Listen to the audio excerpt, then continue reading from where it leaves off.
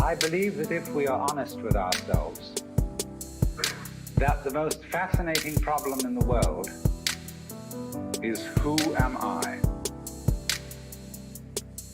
What do you mean? What do you feel when you say the word I myself? I wanna fly the train! I don't give a fuck! Oh, jeez! Hey, what's going on, man? ¿Qué piensas en favor? Então não think it's what you're thinking of. Oh, jeez! Hey, what's going on? I don't give a fuck! Oh, jeez! Hey, what's going on, man? You can't get out of it! Oh, jeez! Stop joining your friends, you weirdo!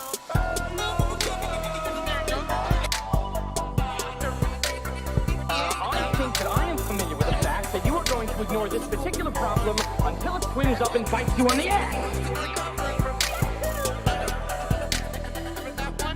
Psych, just kidding. My new catchphrase is, I don't give a fuck!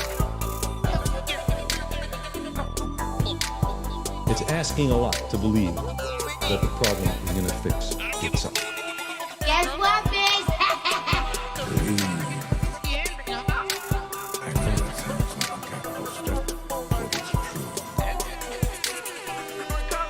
Our technology and our numbers have both reached a state where inadvertently we can pose a danger to the global environment, especially through the atmosphere.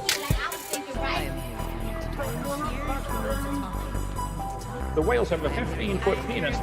Are you a pervert or something? Okay.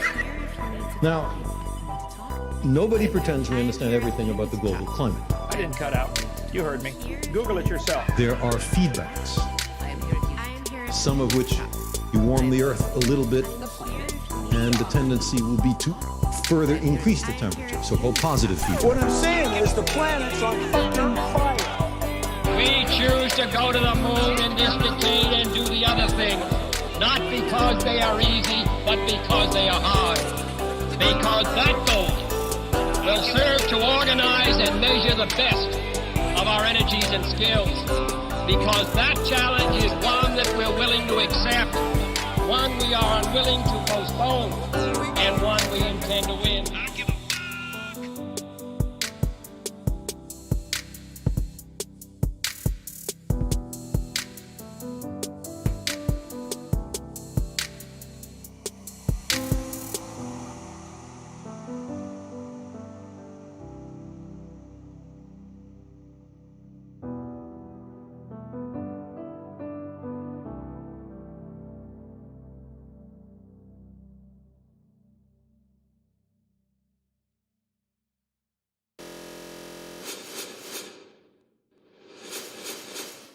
What's up, heathens? How y'all doing? I'm doing pretty good tonight. I hope you guys are doing well. Tonight we're going to be going over a video where a guy is going to be refuting the best atheist arguments. I mean, these are not low-hanging fruit whatsoever, nor are they straw men, I'm sure, because obviously this guy has the best, the absolute best arguments that atheists have come up with, and he's going to refute them tonight. And hey, if I'm wrong at all about not believing in a God, then I definitely want to be shown the proof for God. So we're going to be investigating that tonight. First off, Daniel M sent a super chat saying, David says good night. Just want to say good night, David. I hope you had a great day. I hope you ate well at dinner, and I guess have a great weekend there, bud. We'll see you later, I guess. But we're going to be looking at that video tonight. So if you want to fuck around and find out how your atheism is going to get utterly demolished by this pastor, then please stay tuned.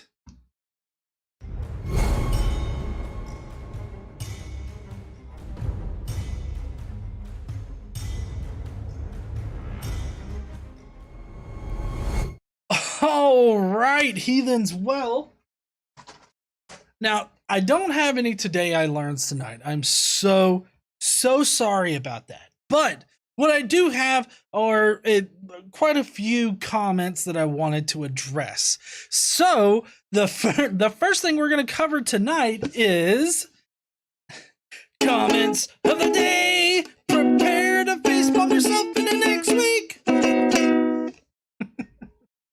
Listen, donate this much money. That's what we're going to do first. Let me go on ahead and get over there right now.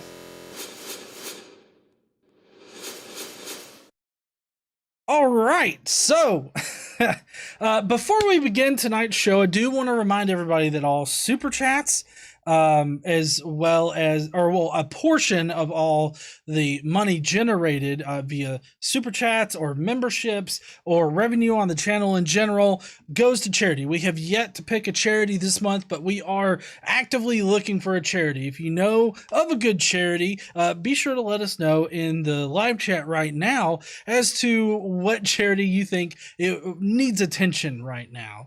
So if you will, let us know that. But we will be donating a portion of this month's revenue that we get from the channel to a charity. So definitely throw out those super chats, become a member. That's actually the best way to support the channel here.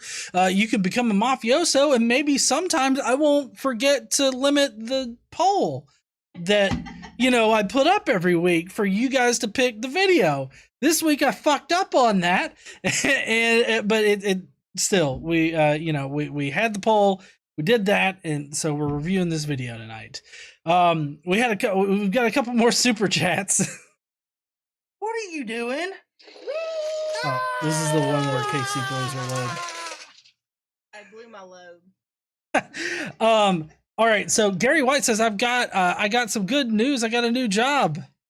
Good for you there, Gary. I'm glad you got a new job there, bud. Hope it pays better. Elizabeth Richardson says, after Jesse Scholl gives me a beer. Elizabeth Richardson says, missed the last couple of live streams. Any new animations?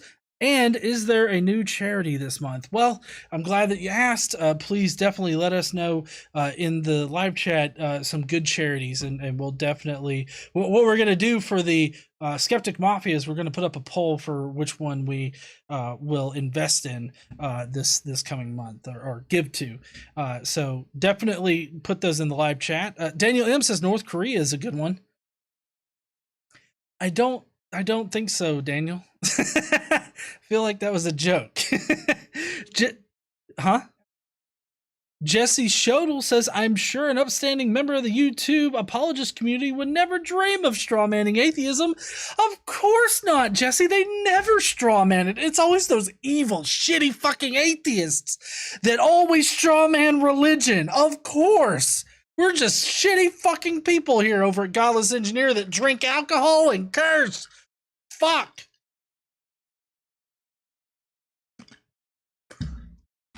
I got some ice with that one. I hate it when the ice gets really small and you go to drink and it's like just like Iceman in your mouth. Anyways, all right. So first up on the comments, we have random dude. I got this off of Reddit. And he says, after Quentin's animation plays,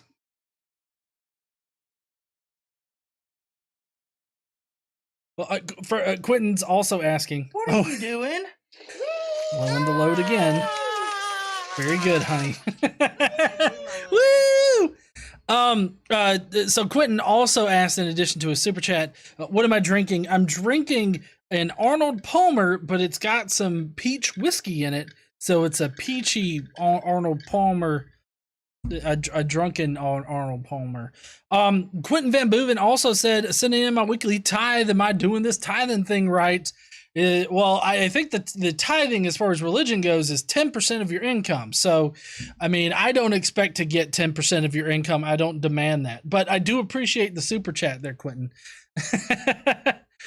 There are charities that help defected North Koreans, legit. Oh, okay. That's right. I remember you telling me about somebody that was involved in that recently. Anyways, sorry, I totally misunderstood what you were saying. All right, so this guy says it's not a. I gotta get the voice right. Hold on. It's not about swaying votes. If it increases turnout, that is still a fraudulent act. So let me get this straight. If more people vote that are eligible to vote, that can legally vote, you think that's still fraudulent? How can somebody legally voting, how can that be fraudulent? Other than the fact that with more voter turnout, the more likely Democrats are going to get elected. And so that's why Republicans are pretty hard up on restricting voter access right now. That's why you have so many bills that are going around in a bunch of states that are looking to restrict voter access, because it's very harmful to Republicans. Because guess what? the people that turn out for the massive voter turnouts are mostly Democrats. And so the Republicans don't like it when that happens. They don't want the majority to vote because the majority is going to swing Democrat away from the fucking crazy. But it's also been this way since what, the 80s or even earlier than the 80s. It was just like in the 80s that they openly said it to like people publicly. You can find it on YouTube. They don't like it when people vote. The less that people vote, the lesser number of people that vote means that Republicans get elected. And that's basically the Republican plan of action for voting. Restrict it as much as you can so that only the Republicans can vote. That's how Republicans win. Let's see. Woo! Uh-oh, Hellbound Hillbilly. Hellbound Hillbilly says, got my Gates and Fauci 5G booster shot yesterday. Get your shots, people. Whew, you don't want to get lost in the mall, do you? You need to get that GPS vaccine shot and get it shoved up your 5G hole. This isn't shitty ass science yet. I should do a shitty ass science where Bocephus explains vaccine, the COVID-19 vaccine. All right, so this comment comes from a video. It's from the Easter comments of the day video. I think either last year or the year before. I can't remember. But Simon Pearson says they can't celebrate Easter as it's a Christian holiday, not an atheist holiday. So I don't see how it can be possible for an atheist to celebrate Easter. Well, considering, at least in the United States, where I am, and probably most people that are really engaged in this conversation are former either Christians or just former religious in general. So if a person used to celebrate Easter, they will probably continue to celebrate the bunny rabbit that shits eggs and hides them places because he's ashamed by it. So, I mean, I really don't think that Easter, as far as the celebration that everybody partakes in, is really all that connected to the religious origins of that particular holiday. I mean, the religious origins of that holiday is not strictly Christian either. I mean, there's plenty of pagan festivals and rituals and shit like that go on around that time of year too. I mean, in some sense, the Easter celebration and imagery and all that is based on, previous deities and festivals surrounding deities and things like that. It's actually not the first time. Samhain was actually was sort of taken over by the Catholic Church. They moved All Saints' Day from earlier in the year to later in the year so that pagans who were celebrating Samhain would also be already accustomed to celebrating at that time, and so they could readily accept Catholicism as far as like coinciding with their already established festivals and festivities and rituals and things. So, I mean, it's all of this is out there. But anyways, atheists can celebrate Easter fine. It's a commercialized holiday. It's just a general secular holiday at this point. If somebody really wants to argue against Easter, then I think you need to find a biblical verse that supports a bunny that shits eggs and hides them in some kind of fashion. Otherwise, I mean, you're just not making any kind of fucking sense.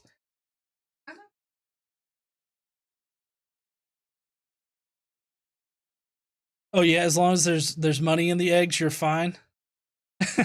Oh well, holy shit! In the chat right now, it says somebody just bought the "He Boiled for Your Sins" shirt. You know, I should. Yeah, I know that's really kind of weird. Hey, if you guys love the Flying Spaghetti Monster, you might want to go and get that shirt because he definitely boiled for your sins. He also loves us so much. His tentacles, his pasta tentacles, keeps us on the earth. And you know, you can't call me ridiculous for saying that because Christians believe in a magical wizard in the sky who sent his son to die for them. Oh, was it? Too sure. Woo woo. That was me. That's cool. All right. Next comment. We've got a few to go through. Black Eye says the main problem with Jesus being from Nazareth is as follows. Nazareth was established after Jesus died. The problem is that I have with this is that we cannot solidly place this like in history that Nazareth existed after Jesus supposedly died. The best that we can indicate is a point in time when we definitely know it existed, but we don't know when it was like founded or anything like that. So we don't know the past of it, whether it was established after Jesus died or before Jesus died. I just think that that's kind of a weak argument because in some capacity Jesus was supposed to be called the Nazorian, or was supposed to be from Nazareth in some kind of fashion. So I really don't think that we need. Thank you, Daniel M, for the beer money. I don't think that we need that particular argument in order to make our case. But there's still some interesting things coming around about this. So just keep an eye out for some better, historical information about the founding of Nazareth. I'm sure that we might find something in the future that can more solidly place it.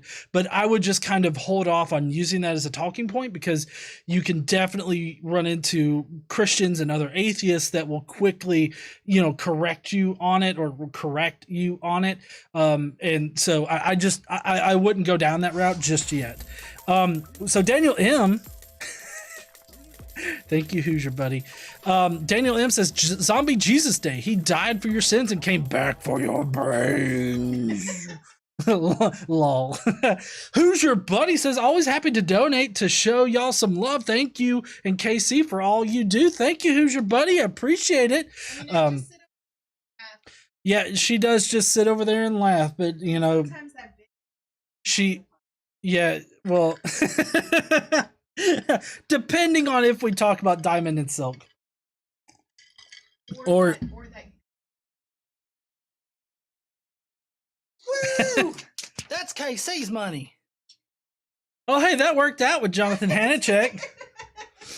Thank you, Jonathan gave KC some money. I'll have to buy her a soda after this or something. But yeah, so that's my issue with that. It's not really all that big of an issue. Let's see. Dilly. Yeah. All right, let's see. This one's a little bit of a long one, but I'm going to read all the way through it, and then I'll talk about a couple of points. So this guy says, no matter how hard you try, you can't get away from needing evidence and proof for why you lack a belief in God. If you have no evidence, then there is no reason to be an atheist. Okay, we could turn that around on you if you're a Christian. I don't know if you're a Christian. It seems like you're religious in some kind of fashion, but if there's no evidence to suggest that there is a God, then maybe you shouldn't believe. I'm sure you think that there's evidence, though. Let's see. I guess he's responding to somebody here. He says, wrong! There is evidence for God as Listen, donating this much money. Jonathan Hanchek's not going to hell. Now to go to hell! two. That's a 2 for 2 right there.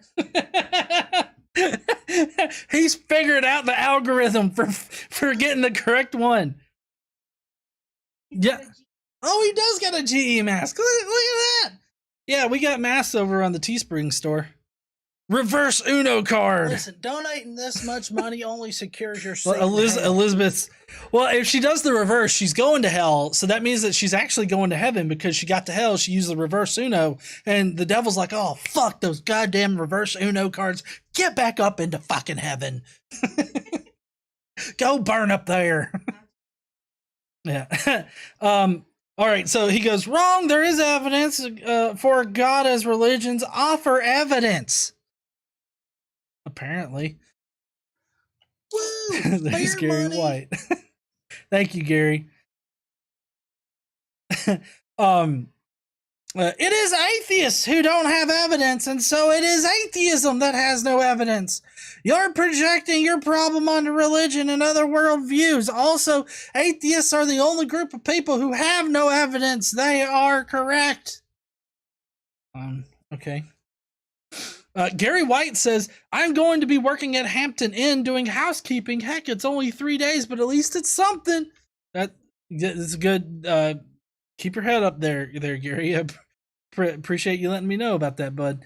But no, I mean, we have reasons as to why we're atheists, or ultimately the reason is we're not convinced by the evidence that you present, and that the evidence that is regularly presented just doesn't support the conclusion that God does exist. So, I mean, that would be the general reason as to why most atheists are atheists and don't believe in God. So it's not that we don't have reasons, but we also don't have to have evidence that God doesn't exist. You are the one making the positive claim about God. So you have to be the one to provide evidence that God does exist. Up until that point, up until you present that kind of information, then I don't have to present anything to show that God doesn't exist. I mean, it would be the same thing as me telling you that you have to prove to me the big dick dinosaur that flies around the earth all the time doesn't exist. Okay? Prove to me a big dick dinosaur doesn't fly around the atmosphere, huh? Listen, donating this much money. Daniel M's going to hell with me for bringing that up. Daniel M says, donating this much money only secures your seat. People are always going to hell. I have to try and get to hell. I'm wanting front row. Will it be like Bill and Ted's hell? I'm sure it will be. The Jim Tanker says combat veterans of South Illinois and the Flagman mission continues are both great charities. Both are 501c3s. All right, we'll add that to our list and we'll see what we come out with. Those sound like pretty good charities to donate to. So we'll definitely keep that in mind. I know the Jim Tanker, he actually does a lot of work with those types of groups. So yeah, we got it down there, Jim. So thank you so much for bringing that up. That's KC's money. Well, almost a doctor. Currently on a hike, so I'm just listening. Even still, it's good fun. Keep it up. Also, physics for the win. You know, almost a doctor. I remember that video we were supposed to collaborate on. I didn't forget about you. It's just things kind of got snowballed, and I just got really busy. And so I'm gonna get with you about a video collab soon, so that we can do another video collab. So just I'll be in touch with you for that, okay, bud? All right, and then the final one on this one says, thanks for proving atheism is not true due to lack of evidence for lacking a belief in a God and living out your life as if God does not exist. You are wrong to live like that, but you do not care about, and then I didn't give a fuck about whatever else he was saying.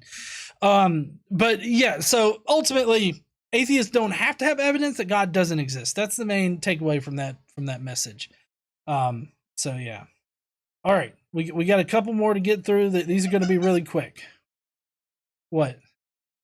Somebody on Twitter just told me I'm not perfect. He said no one thought you. That is just not. No, we all think that you're right all the time, honey. You're correct all the time. Yeah, you've got a lot to say tonight, huh? Well, so I'm getting shit on Twitter because I asked why people batter and fry vegetables. Like green fried tomatoes? Well, so fried green tomatoes, that's my one exception, and I don't like them battered. I like them with Italian breadcrumbs. But that's the one exception. And so I'm getting a lot of shit on Twitter about not liking fried vegetables. What are you doing? Oh no. Jane Cusacker made you blow your load. Jane says, excited to see the video tonight. This guy looks an idiot. To bring awareness to Asian, especially women. Look into a charity. Look at one called Equality Now org. It brings awareness to Asia trafficking. Okay, thank you, Jane. We'll keep that in mind. We'll look at it. Everybody loves their fried vegetables. I know, God. And it wasn't anything I ever really experienced until I came to the South, and they fry everything. They fry fucking green beans. Who fries green beans? Only people with delicious taste buds. Okay, so fried okra is one other exception. I have to give it to fried okra because okra not fried is slimy and nasty. Well, Eric Hamian just said fried okra is the best okra, and I mean, I would agree with both you and him. Fried okra is the best, but fried mushrooms are nasty. Fried mushrooms are not bad. No, they're horrible. They're slimy, nasty shit. No, somebody else said. Somebody else said stir fry. So stir fry isn't like battered and fried. Stir fry is different. Yeah, we're talking like getting you some egg wash and swirling it around in that, then putting it into some breadcrumbs like flour. Or battered. Yeah, or batter, I guess. I don't know. My experience has been just with straight flour with some other seasonings in it. Okay, so Dr. Osiris brought up potatoes. Potatoes, I don't count potatoes as vegetables. They're a starch. Like, I mean, I get it, but fries aren't vegetables. You're making enemies in the chat tonight. I know. Everybody's like, you don't like fried shit? You don't like fried vegetables? The fuck you doing in Alabama? God damn it, get out of here. We don't accept your kind here. But I just had to laugh because Artemis on Twitter, he was like, no one thought you were perfect. Don't feel bad. All right, now I get the context. Okay, I'll let you get on with your shit. Oh yeah, are you sure? Yeah. I think you'll probably have more shit to say later. Oh, are you sure? Yeah. Okay. People get pissy when I don't have a microphone. Well, yeah, that's because you always have shit to say, and then you try to like project your voice, and I mean you don't. But mostly it's just bitchiness. Do you want to sit in my chair? No, I can't. What do you think? I can't stand? My feet aren't broke. No, I mean I just don't expect you to stand. That's all. I'm all right. I can get some steps in. All right, yeah, you get your steps in. I'm at I burnt 5,000 calories today, and I've climbed 12 flights of stairs. Oh, I'm almost at 10,000. All right, so let's get through these comments so that we can get to the to the shitty ass science. Okay, this is just Ann Becker who says Jesus will always rule. I don't know what he's supposed to rule, but I don't know. He seems pretty absent nowadays, especially with this whole pandemic thing going on. I can't tell you the number of pastors that I've seen that have been claiming that they're covered by the blood of Jesus, yet they still get COVID and die. So I think that Jesus and his blood are kind of bullshit. It's a lot like that what is it? The silver solution that fucking Jim Baker sells? That does not protect you from COVID. Colloidal silver. Colloidal silver. You know how I love my Ipsy? Yeah. Well, so one time they sent me a colloidal silver face mask. I'm not even lying. It was and I used it once and it practically burned my face off. I couldn't use it again. I tossed it out. Yeah. And it was really expensive too. Yeah, I've known people to, some people used to dilute, maybe it was silver or it was probably the colloidal silver. They would dilute it in water and they would drink it almost like an essential oil type thing, and they would think that it would like cure major diseases and shit. It's kind of crazy. All right, we got one last comment before we get to Bro Cephas. If I can get this to show correctly. There we go. Marsha Wood says, my God, talk about Trump bashing. Well, or hell, I won't be listening to this channel anymore. Fuck you. Okay, good. If you love Trump, you won't like me because fuck Trump. Fuck him and his 4 years as president.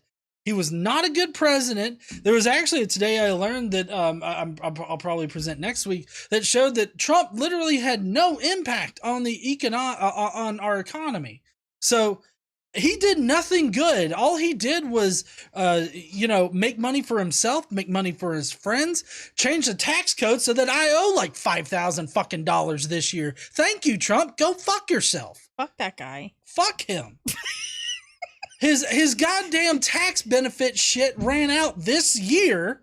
And so, just my normal job, I had to pay in taxes. Like, everything was fine except I owed KC about $2,000 on our tax, and then I put in my salary, and all of a sudden it's like, you didn't pay in enough, and we owe $5,000 fucking dollars. That was a lot. It was a lot. Fuck Trump. God damn it, I'm still mad about that. Your ass is so chapped. It is chapped because every single year I make sure that my job takes out the appropriate amount of money, except this year fucking laws changed. Well, yeah, last year was fine. Last year the only issue we had was YouTube. Mm-hmm. And I set back money this year for the YouTube stuff. Well, you did last year too. A little bit. Yeah. All right. Sorry, I had to calm down and take a fucking drink. All right. Y'all know what time it is now, though? Shitty ass science? It is shitty ass science time. Here we go. Shitty ass science! We're gonna answer some science shit really wrong. Alright, heathens, how y'all doing? How you doing over there, Casey? Hi, Bro Cephas. Hi, what's going on? Oh, not a whole lot, just hanging out. I haven't been on their Bible podcast in a while. You think I can get on that sumbitch? Yeah, if you want to come on the Bible podcast. I am the only Christian in this household. That is true, you are. Yeah, I could explain to you this shit better than GE could, I can guarantee you. Yeah? He never reads the Bible. He did. I mean, he gets lessons. Yeah, well, yeah, but he doesn't understand them. I mean, he definitely Have you even listened to the Bible podcast? I mean, you're there when you record it. Yeah, I listen to it. I'm not always there during the premieres of them, but yeah, I mean, I record them and then I listen to them. Okay, well, he doesn't know shit. Anyways, we're here to talk science tonight, and what do we got here? Are baby airplanes born in the water? What stage of their life cycle is this? You know, I'm glad you brought this up because this is a rare sight. This is a spawning of the 747s, okay? This doesn't happen all that often, but basically, y'all remember when that Scully guy had to land in the, whatever river that is up there in New York? The Hudson? Yeah. So that was a planned thing, okay? It was not a bird or anything like that. Crisis actors and shit, right?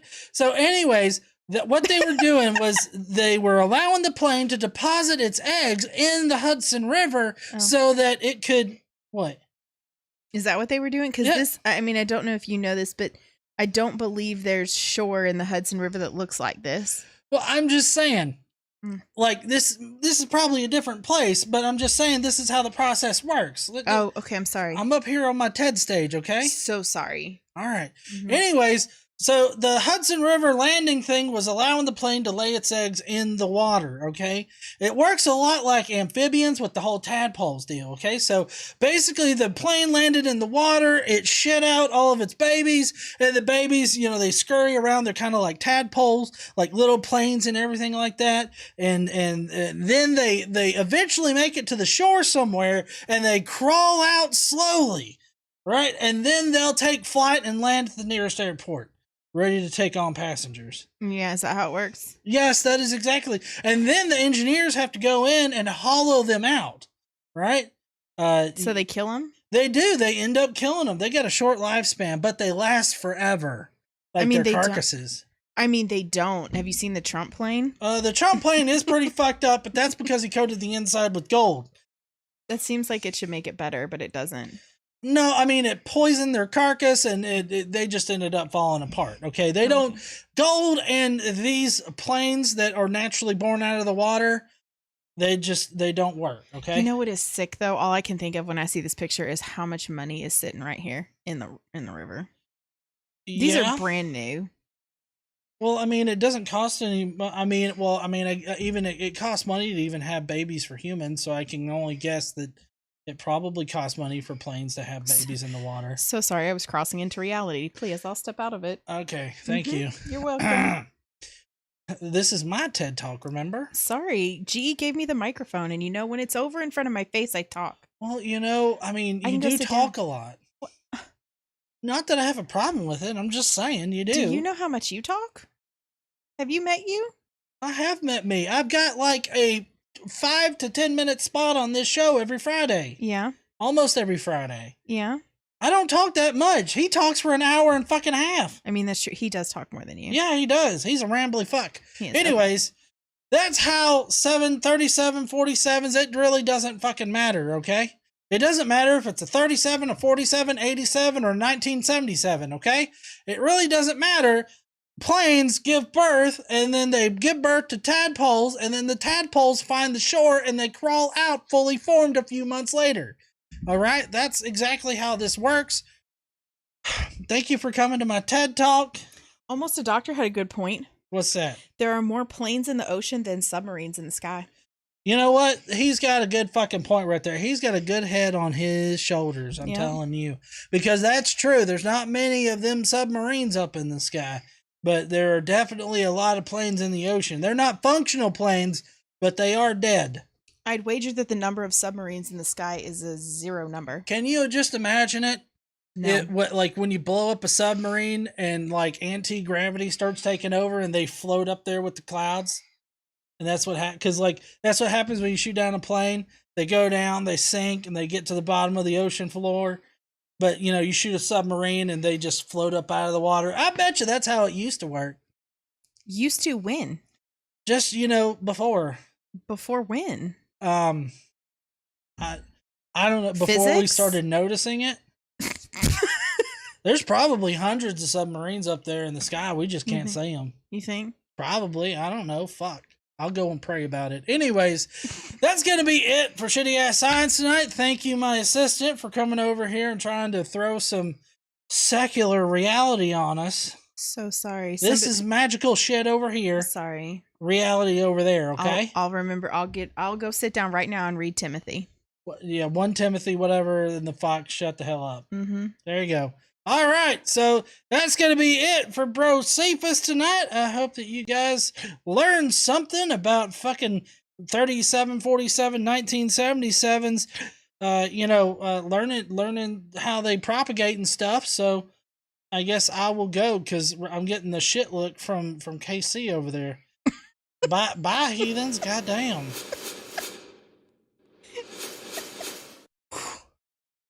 All right. I don't know what in the fuck happened to this picture, but apparently it was something that was not that was probably not planned. It was a train wreck.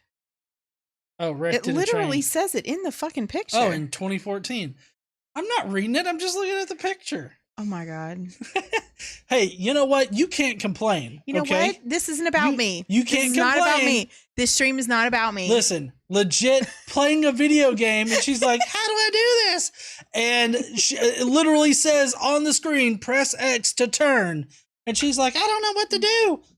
Honey, it's probably time to push X to turn the wheel. The stream's not about me. Oh, yeah? Yeah. All right, are you guys ready to respond to the video? I mean, you're the one responding to it. Are you ready? Well, we're all collectively responding to this dumb shit. Okay. All right, here's your friendly neighborhood pastor here that kind of looks like, who's that guy? He played a serial killer on Dexter. I didn't watch Dexter. I didn't like that. Harry and the Hendersons. I watched a few episodes of that and I just could not. Didn't like it. I made it through more episodes of Dexter than I did of Game of Thrones, though. I'm going to make a whole lot of friends today. Fuck fried vegetables. Fuck Game of Thrones. John Lithgow. He looks like a John Lithgow. I don't know why Harry and the Hendersons is a thing that really popped into my mind, but Harry and the fucking Hendersons. Anyways. That doesn't help me either. Huh? That doesn't help me either. You haven't seen Harry and the Hendersons? If I say yes. Nope. Nope. You've already. Nope. We're gonna watch it. We're gonna watch Harry and the Hendersons. Is it a TV show or it's a movie? Oh yeah, I've totally seen that. Mm-hmm. Nope. No, you haven't. What? What's it about? Who's Harry? A Bigfoot? Fuck yeah! Kiss my ass. Told you. Did I already mention that it had Bigfoot in it? No. Oh, okay. We're still gonna watch it. Anyways. Damn it. So, Pastor Lithgow here is gonna be telling us about the best atheist arguments, and he's gonna refute them too. So here's hoping that he doesn't just present some straw man bullshit. Syrian's keeping score. KC2 GE1. I know that guy on Twitter that said I wasn't perfect was wrong. All right, here it's time to watch the video. Okay. Pastor Steve Waldron here today. I'm going to share with you some of the best atheist arguments I've heard. You know, people that are atheists. The Bible does say a couple different times, Psalm 14, one another place in Psalms, a fool has said in his heart, there is no God. But, you know, Satan's constantly trying to come out with arguments and all this kind of stuff to prove there is no God. And I guess he writes himself out of existence in that as well. But wait a second. Satan is coming up with these arguments against God? Uh-huh. Like, is that seriously? Like, Satan is the one that's like whispering in our ears like, hey, John, God's totally bullshit. There's no evidence.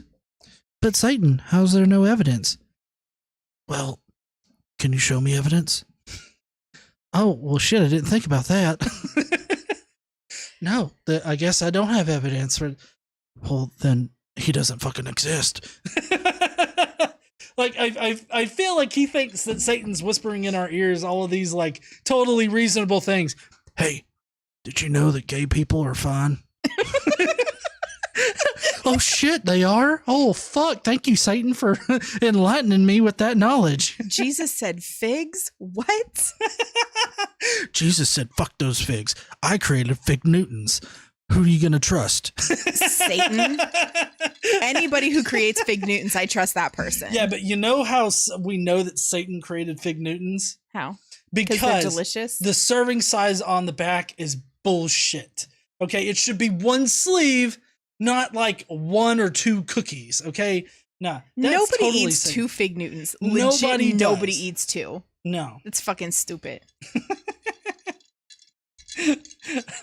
Okay, let's get back to the video. So here's some of the best arguments I've heard. One was done by a professor, I think, at Arizona State University. And he said, let's just say, for example, that ancient man believed in 1,000 deities. You know, you're worshiping totems, you're worshiping taboos, you're worshiping poles, you're worshiping Asherahs, you're worshiping stars, planets, you know, sphinxes, pyramids, the sun, whatever, which is a star.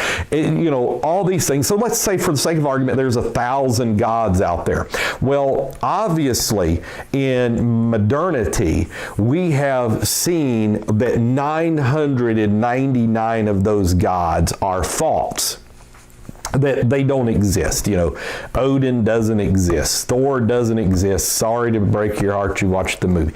None of these things. Baal doesn't exist except in the form of a demonic spirit. We would know that as Christians. Okay. So he's rambling off all of these gods, which, how dare he say that Thor doesn't exist?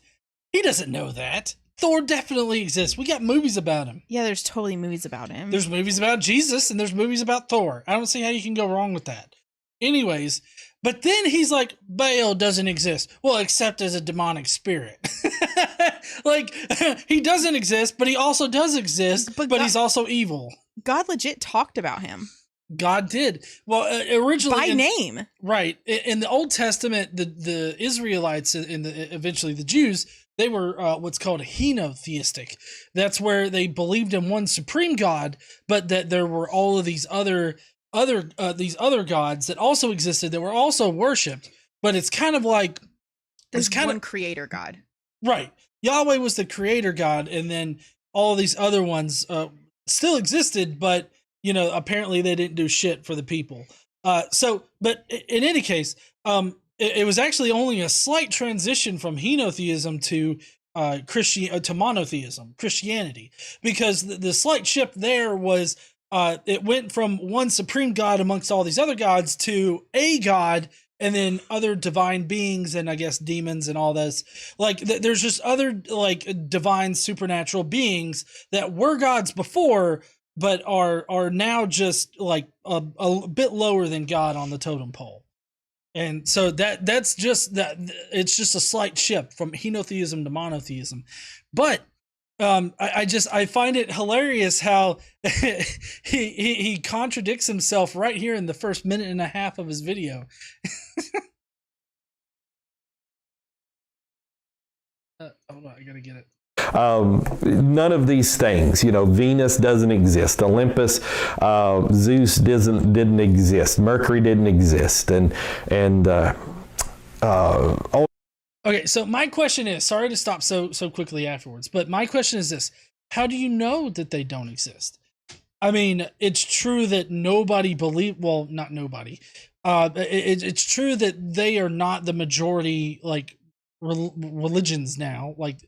A majority of people do not hold those religious beliefs in any kind of sense. There are still some people that believe in those pagan gods, and that's totally fine. I don't have any beef with the pagans out there. More power to you. We're right there along with the pagans and the real heathens out there, because we're treated like we are just like you guys because we don't believe in Christianity. Jesse Shodell's here, giving me a beer. Jesse Shodell says Jesus promised to an end to evil. Otis promised to end the frost giants. Anyone see any frost giants around lately? That's fucking right, Jesse. There ain't no frost giants, so obviously Odin's real, and and Thor kicked Jesus's ass. That's for sure. Because guess what? They nailed him up with what was that? A hammer. That's right. Fuck your god. I got a little ahead of myself there. I do want to apologize for for being that much of a dick. I'm so sorry. But anyways, it comes down to like, how do you know that those are not real? Now, what I would say is that the descriptions of those deities do not comport with reality, and so that's how we know that those deities don't exist, at least in those descriptions. But I would use the exact same argument for your God. Your God does not comport with what we experience in reality. Therefore, there's no way that you can say that he really exists. So I'm very Gnostic when it comes to specific definitions of God, but I'm very agnostic when it comes to a general idea of a deity, right? So he's being very specific here to all these other gods, and he's coming to a conclusion. I know. It didn't exist. Aphrodite. None of these things existed. So we've deep sixed those. And it seems like mankind is just left with one God. You've got Christians that would believe in one God. Now there's some Trinitarian Christians that would believe three persons in one God. You've got binitarians. You've got Arian Christians that would believe in lesser deity. Wait, are Aryan Christians just Nazis? Like, I feel like that's what, like, if he had to be politically correct about a Nazi, I feel like they would be like, I'm not a Nazi, I'm an Aryan Christian. Okay? That's what I am. Like, I feel like that's how you would politically, be politically correct about describing a Nazi. I don't know if that's like a real denomination of Christianity, but he's pretty much just shitting on people who have a different definition of God than his particular denomination. Monotheistic Christians, oneness Pentecostals, and the like, Sabellians, and then you have Jews that would believe in Jehovah, and then you have Muslims that would believe in absolutely one God. You do still have some religions like Hinduism that would believe in 33 million gods and on and so forth. But they would believe in Allah. And we won't go into the identity of Allah right now, but another time, Lord willing. Well, just to cut in here before he gets to his point, I know he's taken a long time to make it, but Allah is the same God as the God of Abraham, or Yahweh, or Jehovah. It's the same God. Like, those are all the same Abrahamic God. It's not much to explain there. They're just different interpretations of the same God. But so science has debunked 999 gods, and so there's just one left, and so the odds are very high that if we knew that 999 gods are incorrect, then the one that's left remaining, and the evolutionary development of the brain, they've actually said there's a part in the cortex that is the God part of the brain, that we needed it for an evolutionary mindset. Freud went into that, totem and taboo, the Overmen, the Uberchmen, that we created God because we needed a source of morals and authority. It comes from our Father, earthly Father, on and on. As far as I know, science hasn't debunked any gods. Well, no, I was going to mention that. Like, science hasn't like debunked or proven wrong any gods. There's just good reasons not to accept them as existing in reality. Oh,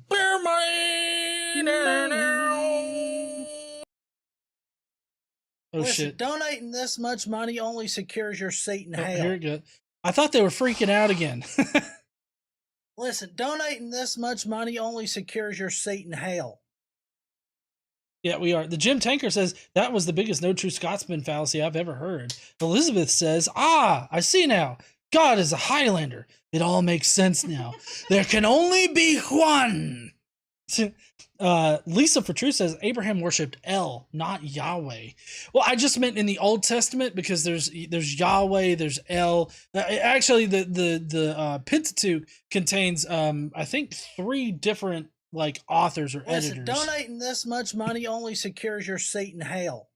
So, like, in some places, like maybe I don't know if Abraham only mentioned him as El or whatnot, but in the Old Testament in general, Yahweh, El, and then I think maybe Jehovah's one. I think Jehovah's one. Anyways, woo, bear money.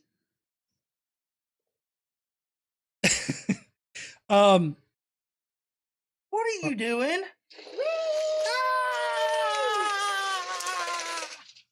I blew my load. Quentin says, correct me if I'm wrong, but this guy saying Yahweh is the correct God because it is his God?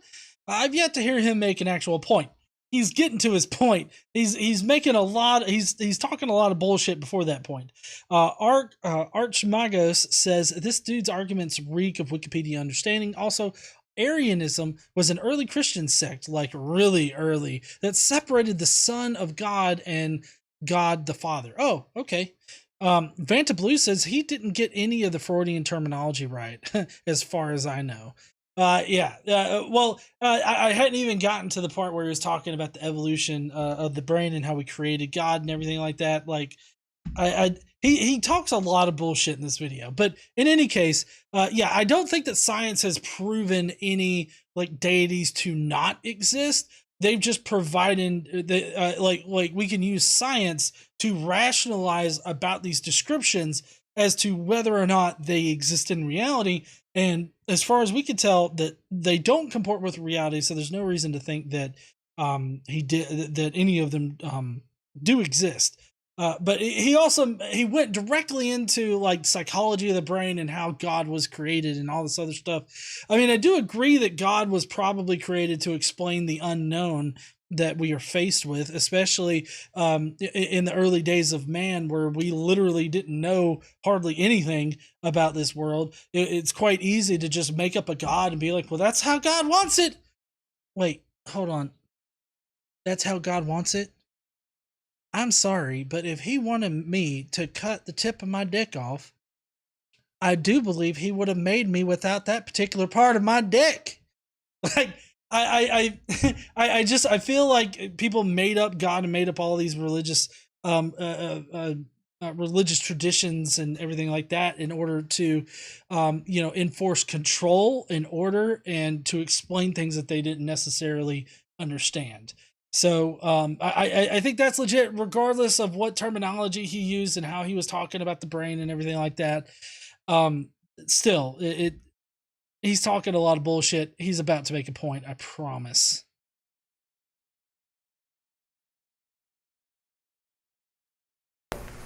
And so, but now we know there is absolutely no God. I think I may have done a video kind of debunking this already. I can't remember. But obviously, just because 999 are incorrect doesn't mean the 1,000th is incorrect. Not even statistically, not even mathematically. And it's odd that they'll say statistically there is no God when the odds for randomness and chance creating order and consciousness is infinitesimally smaller than that. Okay, so he's about to get into an anti-evolution rant, which actually extends into this next evidence that he's gonna, or argument that he's gonna point out. So the argument is, just to kind of recap here, that all these other definitions of God have been proven to not exist, or at least have not comported with reality, and so they do not warrant belief, right? So all of those gods are like that. But so if all of those gods have not existed, then any God definition in the future also does not exist. And so therefore God doesn't exist or can't exist or something like that is what he said. That's not the argument. This is either a poor understanding of it, or he's creating a straw man. I'm not sure which one. Let's be charitable and just say that he has a poor understanding of it, because the argument is that in an effort to rationalize our way to whether or not we should believe, any certain definition of a God, we have to consider the prior probability of a definition of God actually existing. Since the prior probability of a God exists, of any particular definition of God existing, is infinitesimally low, then you would have to have an immense amount of evidence, good evidence, to suggest that one does exist, because the prior probability, it's tough to overcome that low of a prior probability, but it can be done with good evidence. So it's just a way for you to rationalize why you should be questioning the existence of God, and to ask for evidence that overcomes that prior probability. It in no way comes to the conclusion that the Christian God doesn't exist just because all these other gods aren't true. That's just simply not the argument. But he's trying to use it that way, but that's not how anybody uses it. And now he's talking about like random chance and all this other stuff. He's going into an anti-evolution thing, which is why I wore my, by the way, evolution is a fact shirt, because pretty much like he confuses atheism with evolution, probably because that's what his pastor taught him. Maybe. I mean, I'm not exactly sure, but he confuses both atheism and evolution just like a good old creationist would. It's just, at this point, he's going to downplay random chance, right? And the happenstance of life arising on this earth. But see, the fact is that we know for 100%, we're 100% certain that life would arise out of random chance, because it did already arise from this random chance, which it's not really all that random. It's still results of cause and effect. Like there's a causal chain that leads up to this point. Just because there's a low probability of that causal chain happening in reality doesn't mean that it won't happen. That's where people get this, misunderstand it pretty well. Listen, donating this much money only secures your seat in hell. Victor Cherry's going to hell. Victor says 176 people watching and only 43 likes on the video. Come on. Come in, guys. Give a like for John. GE forever. Feel like GE forever. The Wakanda anyways. So yeah, he's trying to downplay how evolution happened, how it's random, quote unquote random chance. But really, the low probability of us being here today, it doesn't mean that it won't happen. It just means that it won't happen often, and that's something that science is readily explains. Like that is integral to the understanding of evolution, is that, you know, there's a low probability of it happening, but given enough opportunities for it to happen, it will eventually happen. 100% it will happen. So, all right, let's continue with the video. Yeah, I want that one. I'll believe that. So you can't have it both ways on your statistics. If the statistics for evolution are, you know, greater, you know, they're less than the number of the known electrons by far in the universe, that all this stuff could have happened by chance, then 999 out of 1,000, that's nothing.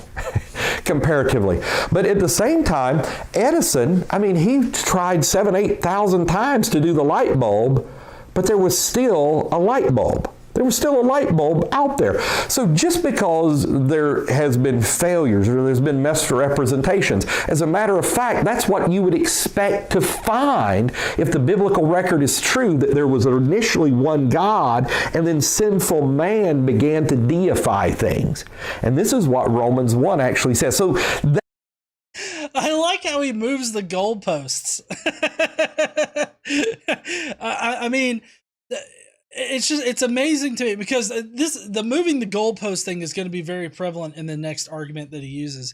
But the whole moving the goalposts is just so blatant here, because it's like, actually, we would expect people to misinterpret God's perfect word as he communicated to these dumb fucking people. Like, what you would expect, like, it's not just a simple misunderstanding of God's word or misinterpretation of God himself. These religions have existed well before Christianity or Judaism existed. There were plenty of beliefs that existed prior to that, and there were plenty of beliefs that existed in other places on the earth that wouldn't have had access to the one central location that apparently God really liked, the Middle East. So, I mean, to say that it was just like man being deviant or something like that is just, that's ridiculous. I mean, people just made shit up, just like the Jews, the Israelites. They just made up a God, Yahweh. And I mean, well, they didn't make him up out of whole cloth. He was probably borrowed from a previous religion and they reshaped it into their own, because the Israelites were actually former Canaanites. So, I got my 10,000. So, I mean, they just reshaped the religion, but they essentially made up their own God, whether it was out of existing stuff or out of whole cloth. They still just made him up. But in any case, to apply the same reasoning that we would apply to the argument that he's trying to say we make, if we take this low probability of the causal chain resulting in life appearing on Earth, and then we see that and we'd be like, okay, it seems like it's highly implausible that this would happen. Not that it's impossible or will never happen. It's just got a very low prior probability. What evidence do we have to suggest that that is what happened? Oh, you mean there's this big fucking mountain of evidence over here that definitely overcomes the fact that there's a low probability of it happening? Really? That's different from the God conversation. Because there's not mountains of evidence for God. There's like a few philosophical, philosophy arguments. It's like you could stack the apologist books, high, but I mean you can only stack shit so high, right? So I mean, there's only so many arguments that claim to prove that God exists. None of them actually overcome the prior probability of a specific definition of God actually existing. They just simply don't. Like, they don't offer sufficient evidence to deviate away from this obvious trend, right? So, you just applying the same argument to both of these things renders evolution a definite thing that happened, while God is still so ambiguous that is there really any point in believing that a God exists? That's the solution. That's the conclusion that I came to, was that there was no reason to believe that a God exists because there's not sufficient evidence to say that he does. So he's just factually wrong about us misapplying this argument. Maybe he'll get to his next one soon. That argument really doesn't hold any weight, but I've seen even apostolic young people do, how do I answer that argument? You know, it sounds really cool, and he's a really cool looking guy. He comes out in the tennis shoes and the sports jacket and no tie and all that. And he's not in a sweater like me and all this. And so he just looks cooler, and he's skinny. And so he presents it that way. I felt a little bit of jealousy there. It's like he walks out with his sneakers, his tennies, fucking tennies, and he's skinny. Fuck this motherfucker. Oh, do you have something to say, hon? No. Okay. You're just getting prepared? Yeah. All right. The next is the parable of the garden, that we've done every scientific experiment out there, and it maybe looks like there's a gardener, and it appears there should be a gardener. Scientific experiment out there, a sweater like me and all this. And so he just looks cooler, and he's skinny. And so he presents it that way. The next is the parable of the garden, that we've done every scientific experiment out there, and it maybe looks like there's a gardener, and it appears there should be a gardener, but we've set up fences around the garden, we've got electrical things around the garden, we've got radars around the garden, and we can't find the gardener. And so things like William Paley, you know, they have. Where is the gardener? You know, I like how everybody in the chat's like, what in the fuck is he talking about? So there's a philosophical argument that was first it was first introduced by this guy named John Wisdom, right? And then Anthony Flew came back in and kind of rephrased it to make the point a bit clearer. But basically, what he's trying to say here in the most roundabout fucking way is that it's a parable. Once upon a time, these two people were in the forest and they came upon a garden in the middle of a clearing. And it's very obviously like a garden that's been kept up, right? And so they camp out at the garden to see if they can catch the gardener. And the gardener never comes. They camp out for a day or two or something like that. They never see a gardener come, but the garden is always kept up very nicely, right? And so they're like, there's apparently no gardener because we don't have any evidence of a gardener existing. And then the guy that represents the believer is like, well, aha! We must not be able to see the gardener. It's invisible. He's invisible. It's invisible. And so it keeps going on in this whole parable where the believer is making up excuses as he goes as to why we can't detect the gardener. And we're about to get a couple of notifications here. Hopefully some of it's my money. Listen, donating this much money only secures your seat in hell. That's not my money. Listen, donating this much money only secures your seat in hell. Well, I gotta record new ones. I know. Gary White says, to me, he is speaking word salad. Ooh, ah, lol. Daniel M says, and this guy fed up the entire garden thing. Now it means squat.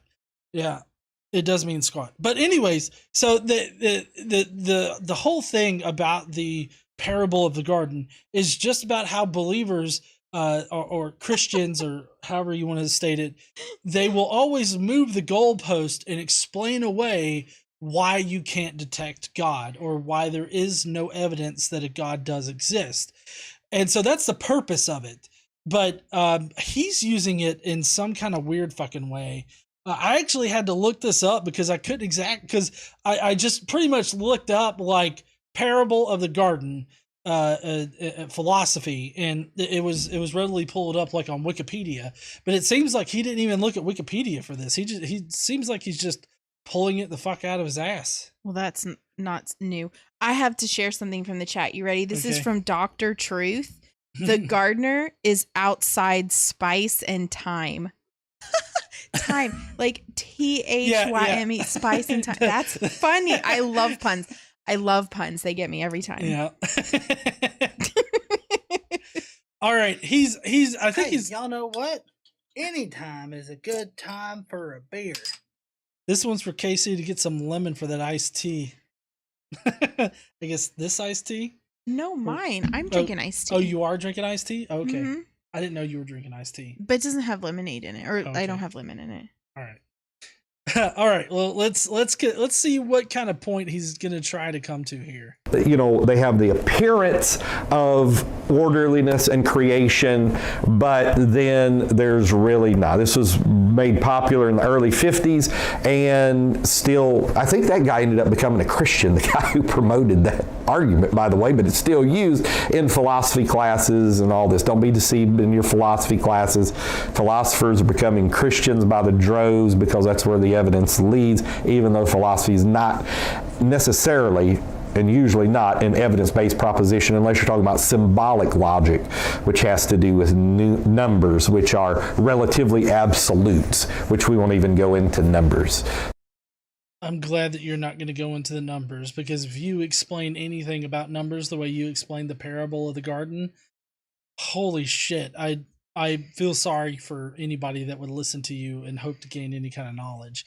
But in any case, he's trying to use the parable of the gardener as like an ontological argument, as like an argument from design.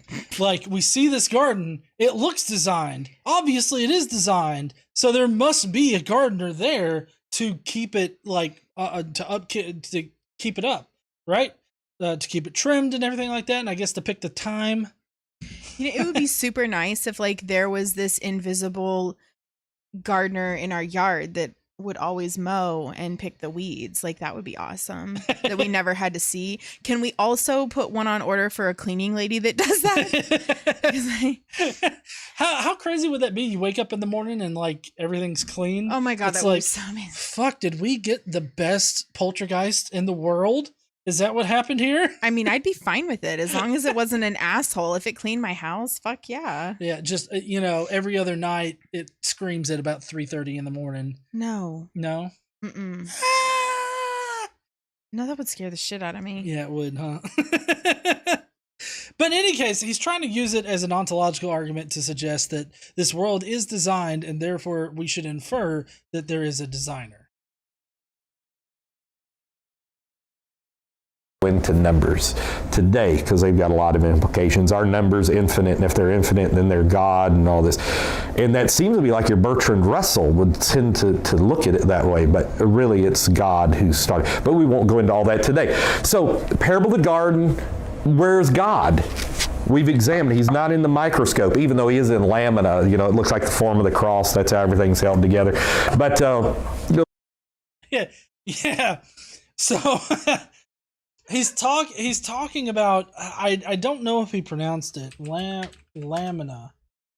No, not laminate, Google. God is laminated. They'll give it for free. It's staples like your COVID card. Yeah, lamina. I don't think that that's the correct way to pronounce that. Anyways, you know, I'll have to put a link to the video somewhere in the description here, because I did a video on this. Basically, there's this one, is it a protein? I can't remember. It's this substance that humans have that helps keep our that helps keep some shit together. What's the laminin? Laminin. Laminin. Yeah. Laminin. Laminin. So the representations that we've been able, let's see, laminins are heterotrimetric proteins that contain an alpha chain, a beta chain, and I don't think that's sigma. I can't remember what letter that is. Anyways, another chain found in 5, 4, and 3 genetic variants. The laminin molecules are named according to the chain composition. Blah blah blah. Anyways, you look up laminin, and it's very integral to like our bones being held together and shit like that. but it's shaped like a cross in representations that we've made. But that's not how it naturally exists. Like, you can get pictures of it looking like that if you want to, but it's not like that's its natural state, right? You did a video about this, I think, before you did your debate in person over on the other. Yeah, I did. It wasn't Indicator. Was it Indicator? Hartzell? It was Hartzell. Hartzell. But anyways, that's what he's talking about there, is that apparently that's evidence that God exists. Also, that sign is gamma, maybe? Oh, gamma. Yeah, gamma. Anyways, so he's using that as to suggest that God does exist, or that's somehow God's signature. But the problem is that it's suffering from pareidolia. That's where your mind sees, your eyes, your mind decodes patterns where there are no patterns. And so he wants to see a cross whenever he sees this laminin is represented by, the representations that we draw. But just because it looks like a cross does not mean that that's its natural state, or that it represents God or Jesus or anything like that. So, I mean, windows have like a T-shaped thing in them that, the framing inside that looks like a cross sometimes. Like a lot of shit. What? Did you just prove God? Yeah. God is in our houses, people. He's in our windows. Not in our windows, because we got different. We didn't get the. Yeah, we got the perimeter prairie. Yeah, we got the perimeter prairie windows and not the Jesus windows. Fuck those Jesus windows. Yeah, that's exactly why we didn't get them too, because we didn't want God looking into our windows. It's not why. Literally had nothing to do with it, but it sounds good. But let's just, say that's no evidence and all this.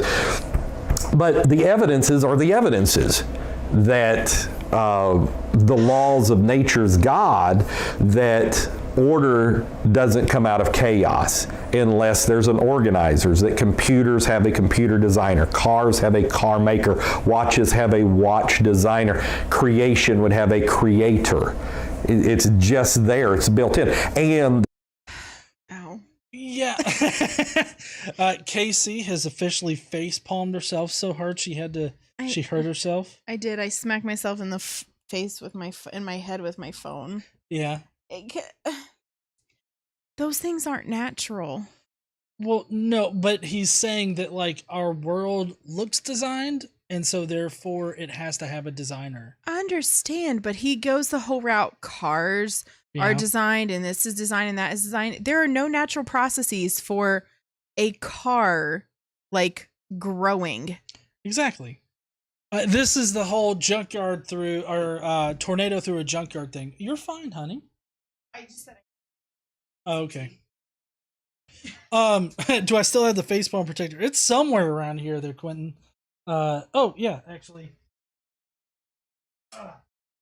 It's been so long since I've had to use this, but it's right here. There you go, hon. Yeah. It's a little dusty, it is. I mean, it's been a while since I've done flat earth shit. I know. Anyways, Jane Pusacker says, here's $5 for KC, 3 Love 3000s. Get some lipstick for eyeshadow for yourself. Because that's what I need is more makeup. She gets an Ipsy box every month. I don't want to tell. She spent all night one time organizing the shit. Well, so I had to separate it all into, the various kinds to get it ready for the move. I have so much, but I love it. Yeah. But in any case, like Casey said, there's no natural processes for any of those man-made things to come into existence. But we do have natural processes that show how the earth could have formed in the way that it has, and for life to occur as it did. We have natural processes to explain these things. If we have natural processes, then we don't need a supernatural being or creator or anything like that in order for those processes to work. Unless you want to say that like God makes it rain. Last time I checked, we Christians typically don't think that God is responsible for rain. We don't do rain dances, and praying for rain doesn't work. I mean, praying in general doesn't work in my opinion, but just whatever. We don't do naked rain dances anymore, okay? We know how the rain cycle works. We know how these natural processes work. It doesn't require a God. given what he thinks is necessary for God to exist, I would think that you would have to also admit that that rain or God is in control of like rain, but also I think that you wouldn't be able to distinguish God from just the very fabric of reality or just nature itself. Like you really can't distinguish between the two concepts at that point. So yeah. The money.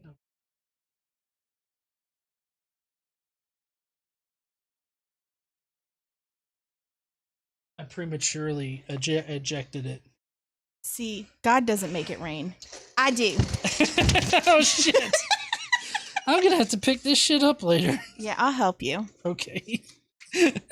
And anyways. Fuck. So sorry. All right, let's see what else he's got. We've only got a couple minutes left of this video. Just there, it's built in, and the transcendence of it, that the things that are material would be done, unless matter is eternal, would be done by something transcendent that transcends matter, and we would call that spirit. And so that's a... Yeah, but what evidence do you have that the spirit actually exists? What evidence do you have that would entail that it be transcendent? What do you even mean by it being transcendent? That it exists outside this universe? Well, I mean, you could define nature or the fabric of reality as extending outside of this universe. There's nothing that says that other universes can't exist, right? There's no property in reality that would disprove the ability of another universe existing. Oh shit! Somebody subscribed. Thank you so much. That usually doesn't happen. Paula Gia apparently is here. He must have heard somebody say evidences. He said the guy in the video said evidences, and then Paul appears. Yeah, GE just prematurely ejected. But yeah. So, anyways, let's continue. Arguments that I've heard. Some of the other ones is that microevolution is the same as macroevolution. They're just conflated, and that would not be an argument at all, because that's just an arbitrary conflation. Another is that... Before we get into like another one, macro and micro is just how creationists get around accepting that adaptation is a thing. Because if you have to deny evolution, then you would also have to deny adaptation, and so they use the difference between macro and microevolution in order to get around that. They accept microevolution, but they don't accept macroevolution or species to species evolution. They say that doesn't happen, but we've actually been able to witness speciation. They also can't properly define what they mean by kind, which is generally what they reference here is like, one kind doesn't turn into a different kind. What do you mean by kind? How do you scientifically define what you mean by kind? And I mean, we can try to figure out what you mean by saying, oh, well, you mean at the family level, or what about at the they mean shit that looks the same. Huh? They mean shit that looks the same. Yeah. It's very elementary. Yeah, morphologically similar is what they mean. Yes. But they can't actually scientifically define that difference. But this also isn't like an argument against God or anything like that. It's just an argument against creationists that want to try to separate, adaptation from evolution. Evolution is what I always say about it, because regardless, whether it's macroevolution or microevolution, it's all evolution. You either accept it or you reject it. What are you doing?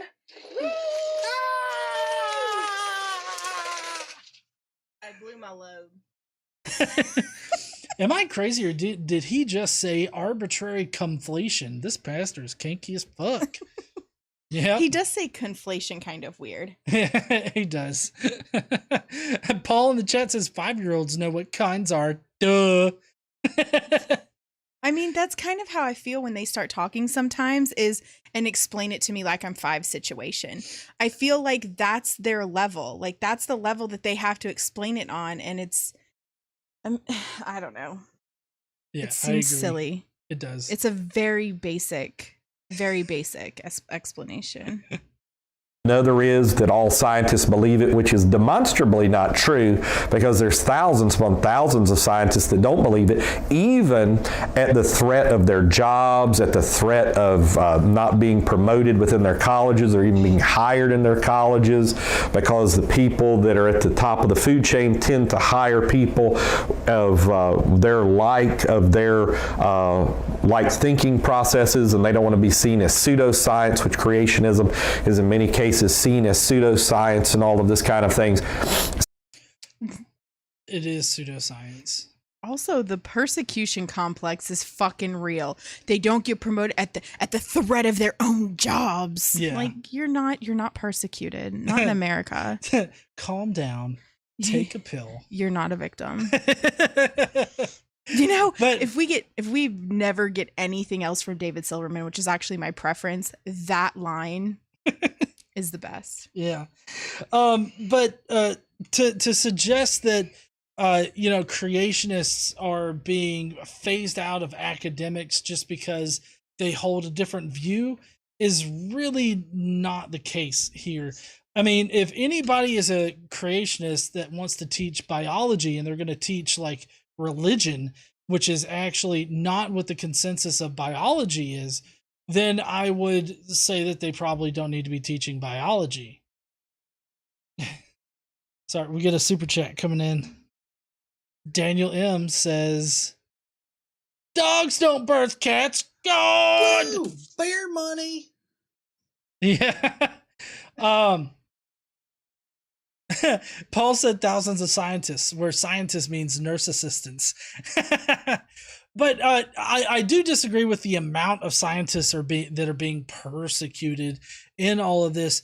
But also, just to make it known that I'm not all that selective in what I just said about like maybe the creationists shouldn't be teaching biology. I also don't think that like mythicism should be taught at the collegiate level. Mythicism is very much a new thing that's still being debated in the scholarship. And so I think that the consensus should be taught in schools right now. And that consensus, even though I disagree with it, is that Jesus did exist. And I'm perfectly fine with that. Clarify. Well, in schools. I did say in schools. No, clarify what schools. Don't. Well, no, not public schools. I mean, like the collegiate level. Like in college, they shouldn't be teaching that Jesus didn't exist. Sorry, I thought that.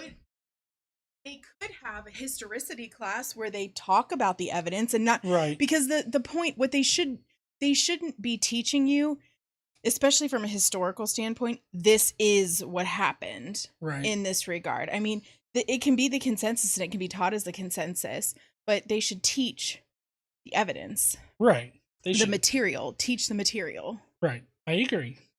Thank you, honey. But so I mean, he wants to frame it as creationists are persecuted or something like that. But the simple fact is that there's so much evidence against creationism that if you're a creationist and you want to teach biology and you're not working at a creationist friendly school, then you're probably not going to get hired or you'll get fired. So all right, let's see what else he's got. So the numbers and authority, at one time the numbers were the world was flat. At one time, most of the scientists would have said that the sun revolved around the earth. So numbers don't mean anything. Evidences mean something. Well, evidence means something, not evidence says. But evidence does mean something. The problem is that all of the evidence that the religious apologists present do not support their conclusion that God does exist. That's the problem. Just like with the flat earth crowd. Their evidence does not suggest that the world is actually flat. And that goes the same thing with geocentrists, which is typically, if you're a flat earther, you think that geocentrism is the thing. But they also would be overridden by the immense amount of evidence. There is no evidence that supports a conclusion that God does exist, at least not sufficiently enough to warrant belief. Chris Cowhig? What the fuck, man? How you doing there, Chris? Sup, Irish? How you doing? And so since we've never seen something jump its genetic wall and become something else, the evidence would say that's not true. Well, I mean, I kind of feel like what he's talking about here is like a dog turning into a cat or something in that kind of thing. The fact is that we do have evidence of one animal or organism morphologically changing into something completely different. The one that I love to bring up and that's become a meme here on the channel is the whale. And the whale went from a land quadruped all the way to the whales and dolphins that exist now. That's a total, like that's a pretty big morphological change there. So to say that we don't have evidence of this is just ignoring all of the evidence that we have for whale evolution. Even though Kent Hovind's wrong about whales having a 15-foot dick and they have a 10-foot dick, still doesn't matter because whale peens are 15 feet. Uh-huh. You know who knows more about whale peen than you? Vice Rhino? Vice Rhino. Vice Rhino knows an immense amount of about peen. In general. Accurate. CJ in the chat said he's talking about Pokemon evolution. Yes. Pokemon evolution is what he's talking about. He expects there to be... That's a great way to explain it. Yeah, he expects there to be a bright light and a dog turns into a bigger dog or a different kind of dog with a horn or something like that. I don't know. I mean... Anyways. This guy might like whale peen. I'm not sure. I mean, who doesn't? Kent Hovind does. Kent Hovind does. And so those are just some of the top atheist arguments that I've heard. And again, none of them hold water out there. But just keep living for Jesus. This book has been the... Just keep living for Jesus. All these atheist arguments out there. No, these are not like the best atheist arguments. If I had to select one argument against God's existence, it would be the fact that none of the evidence is sufficiently proves that God exists. And I you could go into the different arguments if you wanted to, but what it all boils down to is that none of them sufficiently prove that God definitely does exist. And so therefore I choose not to believe that a God does exist. And that's ultimately what it really all resolves down to. I mean, I could give you counter arguments for the cosmological argument, the ontological argument. I could give you a counter argument to the moral argument, the argument from reason. I mean, just pick any fucking argument that you want to. We can talk about counter arguments for those things all day, and we could show you how they do not support the conclusion that God exists. And due to the fact that all of these arguments that apologists have presented do not support the final conclusion that God does exist, that's why I don't believe that a God exists. So for him to say that these are the best atheist arguments is just ridiculous, because none of them are actually arguments that atheists make. Until this video or one prior to this, I think that maybe this same guy did, I had never heard about the parable of the gardener, right? But that really doesn't matter, okay? Because just because I haven't heard of an argument doesn't mean that, I don't know where I'm going with that particular thing. Anyways, my point is that really the only argument that counts is that there's no evidence that sufficiently proves that a God does exist, right? So him bringing up all these false best arguments is just really poor form for any apologist. Anyways, he's going to tell us about Jesus. I guess I'll let him finish out here. stood the test of time. I've tried to take it through the ringer, so to speak. I had a friend of mine that read through the New Testament 3 times trying to find an error, and he couldn't. It was all reconciled, and every archaeological discovery is just going to confirm it. It seems like every scientific discovery is just going to confirm it. I don't know what archaeological evidence he's talking about. I don't know what scientific evidence he's talking about that confirms the Bible. I mean, if his friend looked through the Bible and didn't find any contradictions, he needs to look harder. Like, I mean, crack the book, motherfucker. You have to be illiterate not to see contradictions. I mean, even religious, even Christians should at least be honest enough to say there's contradictions. You would think, but apparently his friend looked at it and decided there were no contradictions. His friend, the random super expert. Yeah, random anecdotal evidence that shows you the kind of quality of evidence that these apologists have. But just to suggest that there's archaeological evidence that confirms the Bible is really, I guess, just not being up on the current archaeological evidence, because like the current archaeological evidence would verify things like Herod existed and Pilate existed in history and things like that. You know what they don't confirm? What? The idea. We got a new member. Oh, fuck yes. Curly Blanket became a new member. What's up there, Curly? How you doing? Like, one thing that archaeological evidence doesn't confirm are the numbers of Israelites that supposedly existed at the time of the Old Testament. Like the Exodus has not been proven by archaeology. The numbers of the Israelites that are contained in the Numbers book, you know, that book where it's literally named Numbers, where God numbers his people, they did not exist in those quantities.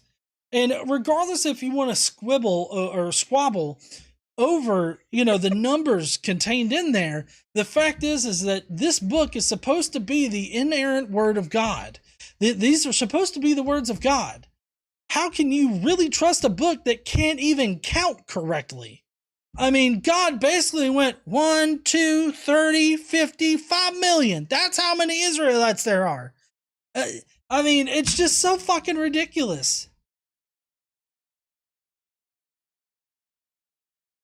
Yeah. Yeah, fuck him, huh? Sorry, I'm not sure if the peanut gallery is diamond or silk, but I'm that one. Okay. And but now the media trumpets it as something antithetical to Scripture, but when you read the details, it really confirms the Bible. Reading the details is what turned me away from God and Christianity. Like, I don't know why you think reading the details makes a compelling argument for God. Every man a liar. I'm just going to stick with the Word of God. I base my whole hope on the things contained in this book, which is about Jesus Christ and his death, burial, and resurrection. Hallelujah. Jesus is the central aim of the book. God bless you. I love you. I pray you come in. And I feel like he just casted an incantation. Like he casted a sorcery on us, and now we're all going to become Christian. It's really fucking weird. Jane looked up the parable of the gardener. Yeah, I actually mentioned all of that information when we were talking about the parable of the gardener. So I have to try a thing real quick. Somebody in the chat earlier said if you say Vice Rhino's name 3 times, he'll show up. So are you ready? Okay. Vice Rhino, Vice Rhino, Vice Rhino. Now let's see what happens. Oh, you're talking about in the chat or here, like in our room? I mean, I don't think he'll show up. If he showed up in the room, I would pee myself. I could see him coming in. I just wanted to see if it would work. I don't know. It might. We'll see. Maybe we have to do it in the chat. Oh, Chrismer did it in the chat. Vice Rhino, Vice Rhino, Vice Rhino. Maybe we have to chant it. I don't know. Do we need to do some kind of? Do we need to twerk to do it? I don't know. Maybe I'll twerk and say it at the same time. You ready? Yeah. Vice Rhino, Vice Rhino, Vice Rhino. All right. That felt dirty. It sounded dirty. And I hope he saw it. And if he didn't, somebody's going to cut that out and show it to it. Yeah. It's going on Twitter later. I don't know if Juan's here, it's going to get clipped out. Who's your buddy said he's probably too busy grooming his beard. He doesn't groom that. He's got muttons like a motherfucker. Yeah. Anyways, let's get back on over to this screen over here. That's going to be our show for tonight. Well, we do have the Skeptic Mafia comments that we're going to be reading through. If you guys don't know, if you become a member, you can leave a comment about the video that we review every Friday night, and I will read almost literally anything that you put in the comments there. I do kind of ask people to keep it sort of short because we are mounting on members now, but I do try to read everything that's put into the Skeptic Mafia comments. So definitely become a Skeptic Mafia member so you can make me say anything you want to. They typically love to make me say something about Star Trek and Star Wars. But in any case, if you don't, that's cool too. Next week, we are going to be talking... Vice Rhino. Vice Rhino. Viced. I missed he twerking. Yeah, you missed the twerking. He twerked while saying your name so he could get here. You're like the modern day Beetlejuice. There was a little bit of a delay because Canada. Canada reasons. Yeah. Mm-hmm. Yep. There we had to cross the border. Anyways, we're going to be going over the Skeptic Mafia comments. I do implore people to become a Skeptic Mafia member. Any proceeds that we get from this, portion of those proceeds is going to go to charity. We got some really, really good charities that were listed in the live chat earlier. If you have a charity that you think that we should be supporting, please let us know about it. We would love to have like a good list to go down so that we can donate to a new charity every single month. So please let us know your thoughts about that. And like I said, a portion of super chats, memberships, and just viewing the channel in general is going to help us do that good. I believe last month we actually donated $1,200 we did to the International Association of Atheists to their Sun network that helps atheists that are in dangerous situations get out of those situations. And there's one particular case they've been working on for a long time, trying to get this girl to safety, and they finally have her ready to go in a program to get her to Canada so she can live a safe life. But they needed funds for that. So that's what we did. And we got them a little bit over a fifth of the way there, just starting out. So hopefully this month, we can help somebody else out. But let us know if you got any good charities in mind. With that said, I hope that you guys, I was going to tell you what we got going on next week. Next Monday, we actually have Barrick Lurie, who you sound as bad as I do when I'm trying to read the names in the Bible. It's a weird fucking name. Mm-hmm. Anyways, he is going to be refuting an atheist argument that's not really an atheist argument. And then we're going to have Cupcake on next Wednesday. He's going to be telling us how the Big Bang didn't actually happen. Wait, we're going to have cupcakes on Wednesday? No. Cupcake is going to be on the channel on Wednesday. That's not fair. It's not fair. I want cupcakes next Wednesday. I mean, you can have cupcakes, but I can make cupcakes that you can eat. Oh, that's right. Mm-hmm. The black bean cakes. Well, I can make those, but I can also make other kinds. Okay. Mm-hmm. All right. Well, hey, before you head out, make sure you smash that like button. If you made it this far into the stream, I'd really appreciate it. It helps me in the algorithm, and it's just a really good thing to do in general. If you're not subscribed, definitely smash that subscribe button because we do this every Friday night. And I guess I will see you heathens next Friday when we discuss something that the Skeptic Mafia is going to pick out for us. And I will make sure that it's only the Skeptic Mafia next time. But anyways, hope you guys have a lovely weekend, and I will see you heathens later. Don't forget to stand up and use your voice. Bye, heathens. But wait, don't go, because we got the Skeptic Mafia comments, and I've got to pull them up right now. The reason why last month we were actually able to donate $1,200 is because I won about half of that in the Ultimate Debate Championship held over on the Tart channel. I actually made it to the end, and I won the debate, and I got $666, which I rolled up into what we were already donating. So we ended up donating $1,200 to that campaign, which Godless Mom over there at the International Association of Atheists was very, very surprised about that. So she was pretty happy about it. All right, let's see if we can get to comments.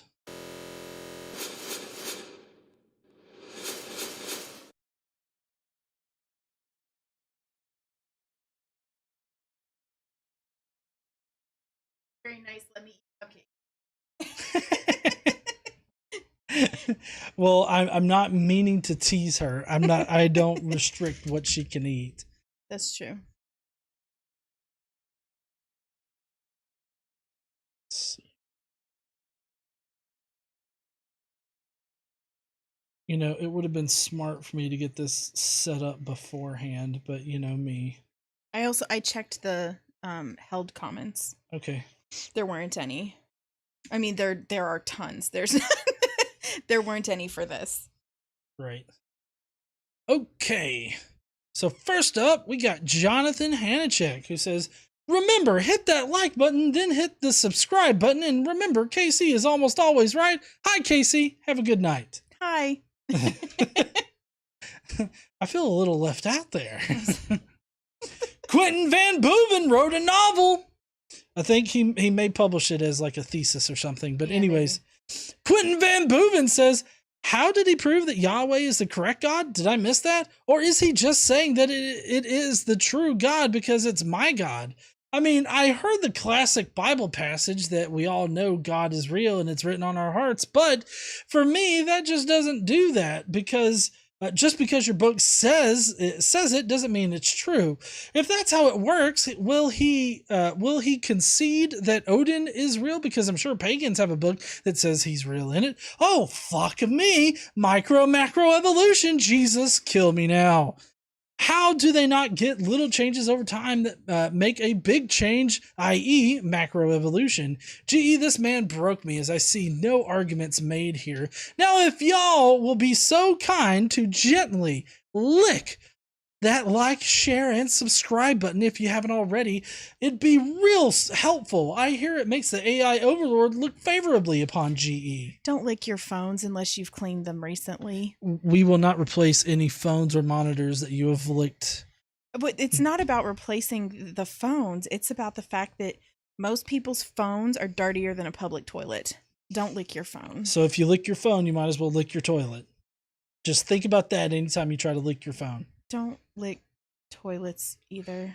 I feel like this should be a PSA with that really sad dog music in the background. The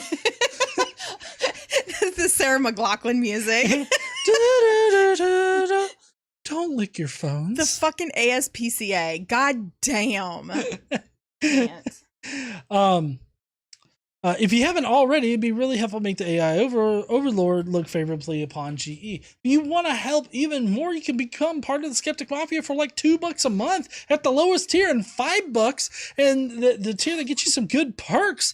The perks you get at the $5 are some sweet ass emojis, including a whale pain, worth the price of admission alone. The ability to help choose Friday's videos. That is when GE doesn't decide to make the poll public. A weekly podcast where GE covers news articles that make your head want to explode. Plus, they have KC. Again, should be worth the price of admission if we can put them out reliably. What? Right, that was my fault this week. I feel targeted. No, it was my fault this week. Also, I have to say, we do really good work here, and here's why. You want to know? We have proof right in the chat that we do good work here, because Ocean, he came and he was just about to lick his phone, but because of what we said, he's not gonna. So our good friend Ocean is safe from his phone bacteria. Also, clean your phone. Right there, a monthly hangout, the ability to make dumbass comments here that GE will read and say just about anything. You can you can even make him say that indexing at 1 is correct, and that Ken Ham is the smartest person alive next to Donald Trump, of course. Feel like I'm missing something, but my shilling is getting long, so we'll move on. More important than the perks is the fact that you'll be helping a charity because, as we all know, we're just shitty-ass people who want to sin, so we give money to help people who need it with no strings attached. I think that's my time. Remember to stand up and use your voice. Bye, heathens! Bye! Bye. We're the shittiest. We are the fucking shittiest, helping people get out of dangerous situations and stuff. People on social media tell us all the time. I know, we definitely index at 1. I don't index at all. I think that's worse. Uhan Roderick says, I seriously stopped paying attention to this guy. So much for the best arguments. Join the Skeptic Mafia? No! And you too can use this amazing whale peen emoji. You want it. You really want it. You want it so bad you can hit the join! So Quentin mentioned the monthly hangout, and I was going to suggest that tomorrow at like 5 p.m. Central, because we're moving some shit around before that. But about 5 p.m., I think that we could probably do the Skeptic Mafia hangout. Any of the Mafia members that's in the chat right now, if you can make 5 p.m. Central time tomorrow, let us know. If not a lot of people can make it, then I can pick a different time, maybe on Sunday or something. But just let me know in the chat if that's a good time for y'all. Uhan continues with, as always, continue to wear your mask and wash your damn hands. The work isn't done yet, and we all need to keep pitching in to get across that finish line. I can confirm that the vaccination does not, in fact, provide 5G nanobots from Bill Gates and the Illuminati. I was disappointed. I also have not grown any extra limbs. Oh well, maybe next time. I don't know about you, but I got some guns as a result. So y'all might want to get the vaccine. I'm like, oh yeah. I know. I get a ticket to the gun show every day. Every morning she gets a ticket. I'm like, boom, boom, boom. Have you bought your ticket yet? And she's like, what? To the gun show. And then he gets me coffee. Yeah. Actually, we wake up and it's like, are you going to make coffee? It doesn't sound like that, though. Usually it doesn't sound like words. It's more incoherent. You know what I mean. Daniel M. is our next commenter saying, well, if 999 gods have been proven not to be real, then it would be logical that the 1000th god just might not be real either. What about this? Gardener some shit? Okay, find me one fucking fence or tilled land that was not put there by human beings. Go ahead. Anyway, the more I hear these arguments, the more amazed I am that people actually buy this shit. Not one error in the New Testament? Come again? I tell you what, GE, this guy must not watch your channel, plus he seems like he needs to brush up on the Bible. You know what? That is a big fault by everybody that doesn't watch my channel. What? All 7 billion of them. Okay? What's the fault? Not watching the channel. Oh. Of all the other people who don't. Right. You know what else? What else is a serious infraction? What? Everyone who's just subscribed who doesn't watch the Daily Bible podcast. What is up with that? This past week did better than normal. Did it? That's because I had the QAnon shaman on there. Oh yeah. And I used QAnon. That's because you clickbaited it. Well, yeah, because the Q was revealed this past week, or as far as we can tell, Q. Let's see. A good spot for that would be the Daily Bible podcast. Yes. Yeah, I believe I've got a link in the description if you want to get to all the different platforms that the Bible podcast is hosted on. Uhan Roderick, he helps me out getting that done. So I really appreciate him getting that done too. He puts all of his hope in the Bible. Good luck with that. He probably hasn't heard the saying, shit in one hand, wish in the other. Have you heard that before, GE? I have. Does a cow shit in the woods? That's ours. You should probably go ahead and join the Skeptic Mafia so you don't end up like this guy. I promise there is more hope there is more to hope for other than a made-up being that throws temper tantrums. It seems believing in God it seems believing in God, then you're pretty fucked. True. I'm right there with you. Drew's book reviews.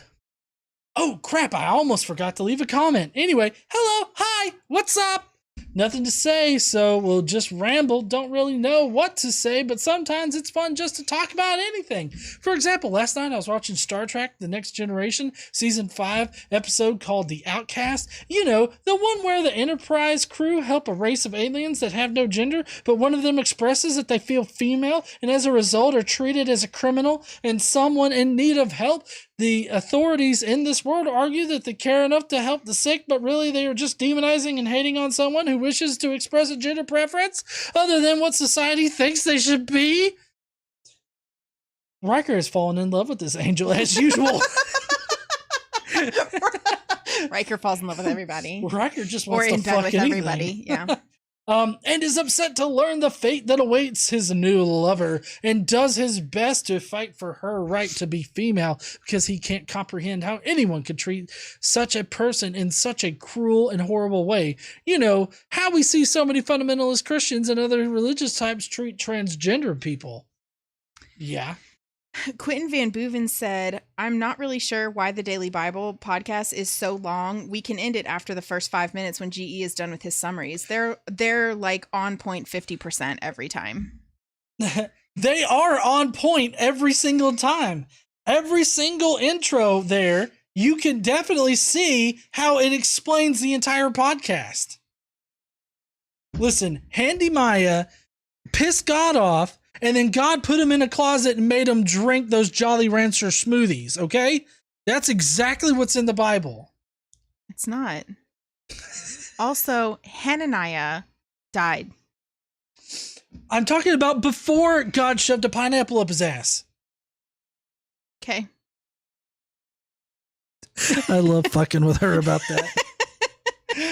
This episode was from 1992, and I was thinking this is why I love Star Trek. It was dealing with these issues and expressing the kind of treatment we should be giving these people before it was cool or mainstream. Star Trek has done that on a number of occasions. It was a very progressive show. Star Trek is just so awesome. Oh, and also keep on reading. Till next time. Ooh, I agree there. Keep on reading. Who's your buddy? Thank you, Drew, Quentin, and everybody that's commented so far. Who's your buddy says, this guy has really convinced me that he has no idea what he's talking about. I'm going to play him for a while. Christianity is about eating the flesh of and drinking the blood of the person who's going to save us from this terrible judgment if we don't consume him. Cannibalism isn't good, therefore Christianity is wrong. We atheists don't preach cannibalism, so we're better. So you should be an atheist. Also, I'm going to make GE say whale peen. Have a good weekend, everybody. What's so funny, honey? A hellbound hillbilly. Mm-hmm. You ready for his does a bear shit in the woods? You ready for the one that he does? Does Howdy Doody have a wooden dick? Yes. Do you want a soda? Does Howdy Doody have a wooden dick?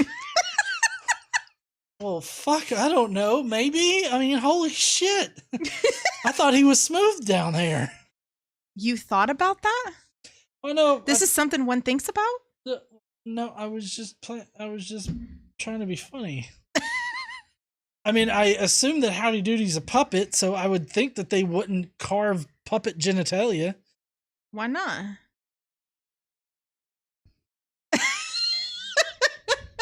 Why would they? I don't know. I mean, people do weird Thirsty shit. bitches do weird things. You're right, honey.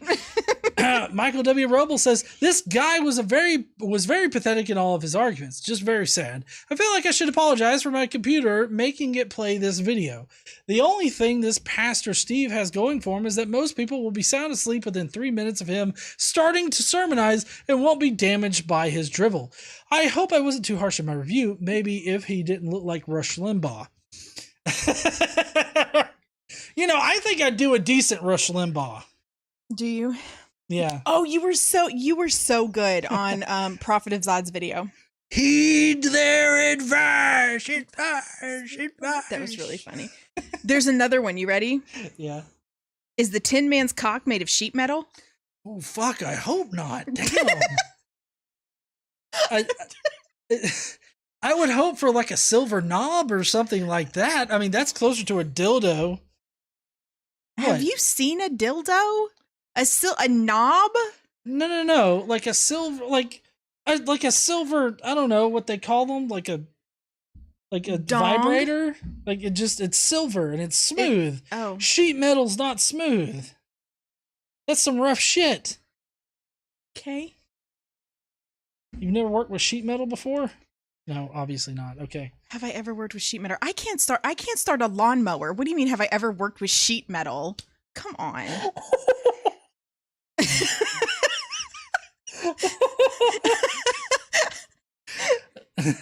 Okay. Moving on, Vanta Blue. I have no words, so I borrowed some. What you've just said is one of the most insanely idiotic things I have ever heard. At no point in your rambling, incoherent response were you even close to anything that could be considered a rational thought. Everyone in this room is now dumber for having listened to it. I award you no points, and may your brain recover from having withered. Elizabeth Richardson, you really need that invisible gardener. I do. I really do. Yeah. All right, Cadence. There's so much wrong with his counter arguments, I don't even know where to begin. I yelled, "Citation fucking needed!" when he said that philosophers are all becoming Christians by the droves. This much money only secures your seat in hell. Noctisaur's going to hell.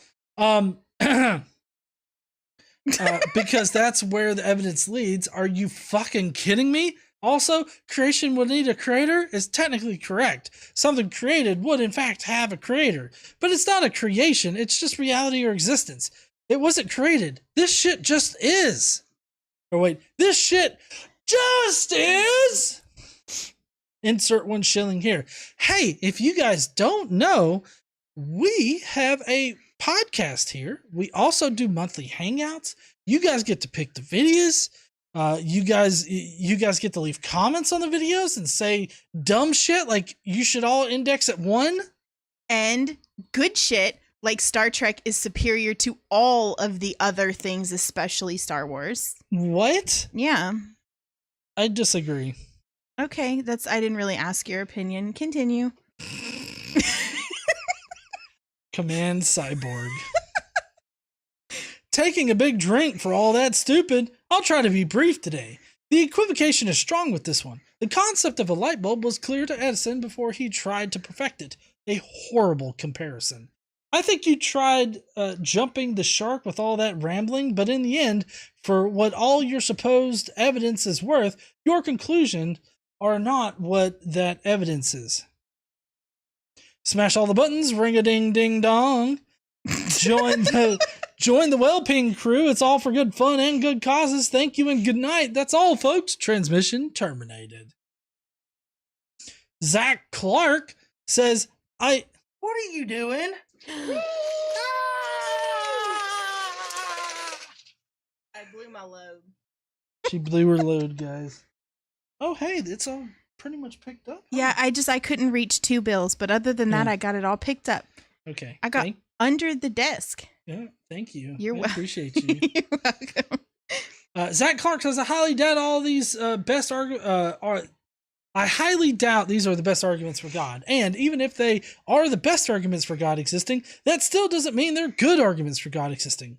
Totally agree there, Zach. Saxon Xander says, he keeps saying evidence. Why do I have to take it on faith then? Yikes. I agree. You shouldn't have to take it on faith if it's evidence. Eric Hamion says, jump at genetic wall and become something else? What does that even mean? It almost sounds like he's saying we've never seen a horse give birth to an ostrich and somehow trying to use that to argue against evolution. That would be something. Yeah, it would be, huh? Please tell me that's not actually what he's saying, please? You can't tell me that, can you? No, I can't, because that's the exact argument he's making. He thinks that a horse should shit out an ostrich or a kitty cat. That's what he thinks. I mean, like I said, it'd be something to see. All right. Trickster says, so This guy says he is going to rebuke some of atheists' best arguments. Watchmaker? Check. Micro versus macro evolution? Check. I think he even slipped in some irreducible complexity and even some numerology. He did have some weird fucking numbers in there. Checkity, check, check, check. Check. He says that one time there were thousands of gods people believed in, but that all those gods have been disproven. Have they? No. How does he know this? What methods did he use to prove this point and also prove his point that his God has been proven? Come on, buddy. Show your work. Citation fucking needed. The one question he did not answer that I am sure every atheist has asked at one point or another. Hey there, got any evidence for that? Like, subscribe, and share this. Keep being the best you can be and take care of yourselves. I agree. Even us shitty fucking people here, Shittiest. the shittiest, need to take care of ourselves. That's why I run for about 30 minutes every day, and I lift weights every day, taking care of myself. Mm-hmm. Jonathan Nickel. Sorry, I forgot to leave a comment last week. I don't want to repeat the error, so here we are. Page 1. Page 1 of 17. Okay. He goes to Psalm 14:1 almost immediately. Actually, hey, hun? Yeah. Yeah, could I get some coconut mango? Yeah. No beer? Oh. Okay. Yep. Oh, fuck. Hold on. Oh, man, I downed that whiskey. He goes to Psalm 14:1 almost immediately. I'm not saying with certainty that there is no God, but I am saying that I am not convinced by claims that one exists, and that is more than sufficient. On to his arguments. He starts talking about 1,000 gods and dismisses a number of Greek and Roman gods out of hand. But there are people today who still believe in those. Jews and Muslims believe in the same God he does, but they have different ideas about Jesus. Science has not debunked any gods, nor could it. Science deals with the natural world, and gods are in the realm of the supernatural. He is into Sherlock Holmes territory here. If you eliminate the impossible, whatever remains, however improbable, must be the truth. I've heard Matt Dillahunty refer to this line as Doyle's fallacy. He can't be sure that he has eliminated all other options, nor has he done anything to demonstrate the truth of his own claim. He said something about morals, but I see nothing to show that morals come from any god, especially not one as immoral as Yahweh. I know that Christianity likes to claim that humanity is broken and that their supposed God is perfect.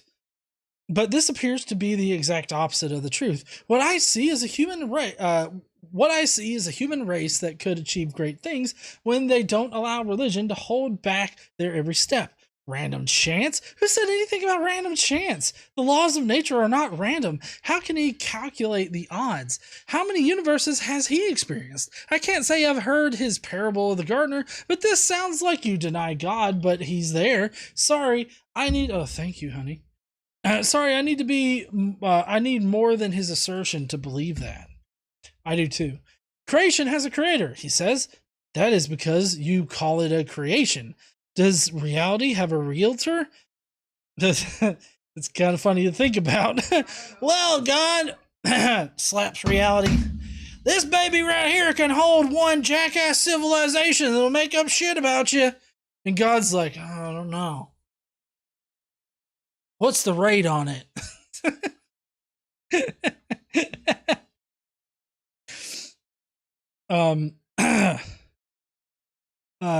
Spirit doesn't transcend matter. That is something we invented. It comes in bottles and can be poured into glasses and drunk. Yeah, this is now I'm drinking coconut mango. Well, it's coconut rum in a mango green tea.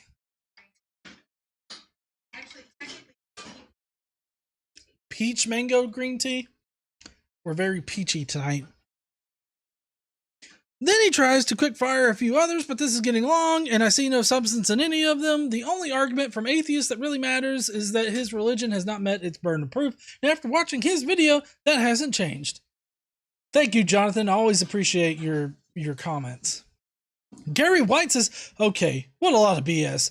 Don't know what kind of pastor that he is, but speaking a lot of gibberish. And where is this video he is talking about debunking? He is a fail well. I agree. Polly Pockets. Polly Pocket says that was one huge run-on sentence. I'm dizzy right now, literally. Also, in addition to not disproving the atheist arguments at all, he had to throw in a little persecution complex in there too. Also, mafiosos rock. That's fucking right, mafiosos rock. The Ruined Warrior says, can I have cheese instead of presupposition with this word salad? And extra ranch. You know, it would have been nice to provide any one of those. What was that, hon? Oh, okay.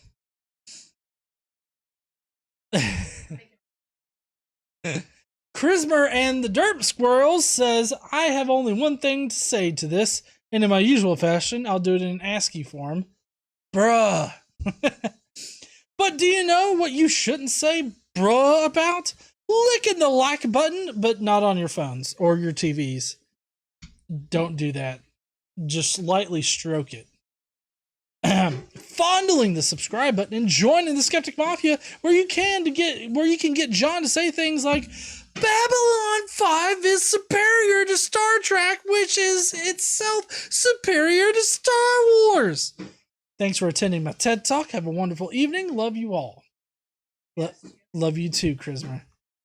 He said that Star Trek is superior to Star Wars.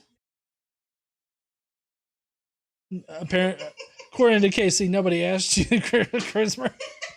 Damn, that's a little harsh there.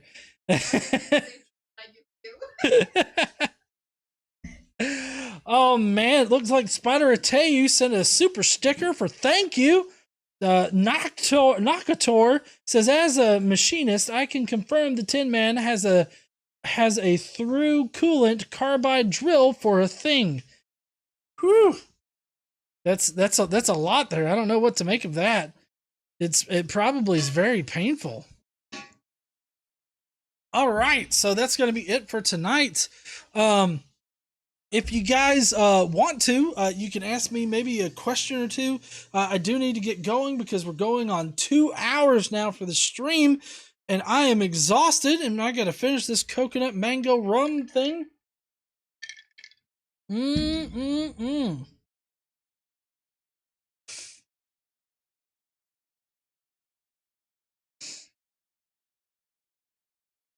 Yeah, I'm fine. I was just I was refreshing, so I got the newest live chat. Otherwise, it was going to spend the entire night updating. Oh, damn. Cadence said, take this donation and shove it right up the backside of a charity. I would definitely do that. And I love, apparently I'm tempting Jane to drink. I mean, these are just delicious drinks. I mean, you can just put regular coconut water in it for all I care. Jared said, I just got here. Let's start it all over. I don't think so. There's a rewind button for a reason. Michael Adair says, citation needed.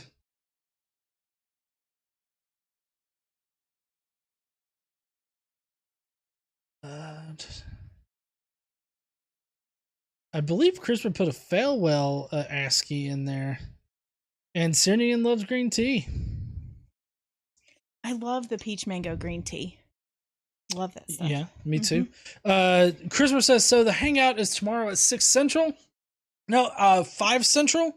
That's we should be done moving and everything, and we can hang out for a little bit at 5 Central. One of the Skeptic Mafia members asked us if we could do it closer to 6. I don't know if closer to 6. I don't know if that's. No, I mean 6 is fine. If 6 will get some people there that haven't been in a hangout before, we can do 6. 6 Central sounds good. Grant Farmer asks, hangout? Yeah, so if you're part of the Skeptic Mafia at the mafioso level, then we do a monthly hangout. Generally, I think I missed last month just because I was so busy. But Anyways, Caden said, let's just do 5 to 7. 5 to 7. Any point in time in there. Daniel M's asked, how is your house? Coming along nicely. We had to jump on their ass about some parts that they forgot, which is their optional parts that they should have known to put on. No, they're not. They're not optional. They're in the contract. Well, they're in the contract. They're not standard. I'm just saying they're not standard. So we got them to fix that, and we did an electronic walkthrough. Technology walkthrough, and then we're doing an electric walkthrough this coming week on Monday. And we're getting cat 6 cables run all throughout the house. Every single room has access to the internet, like hardwired. Yeah, access. so all of our stuff can be hardwired.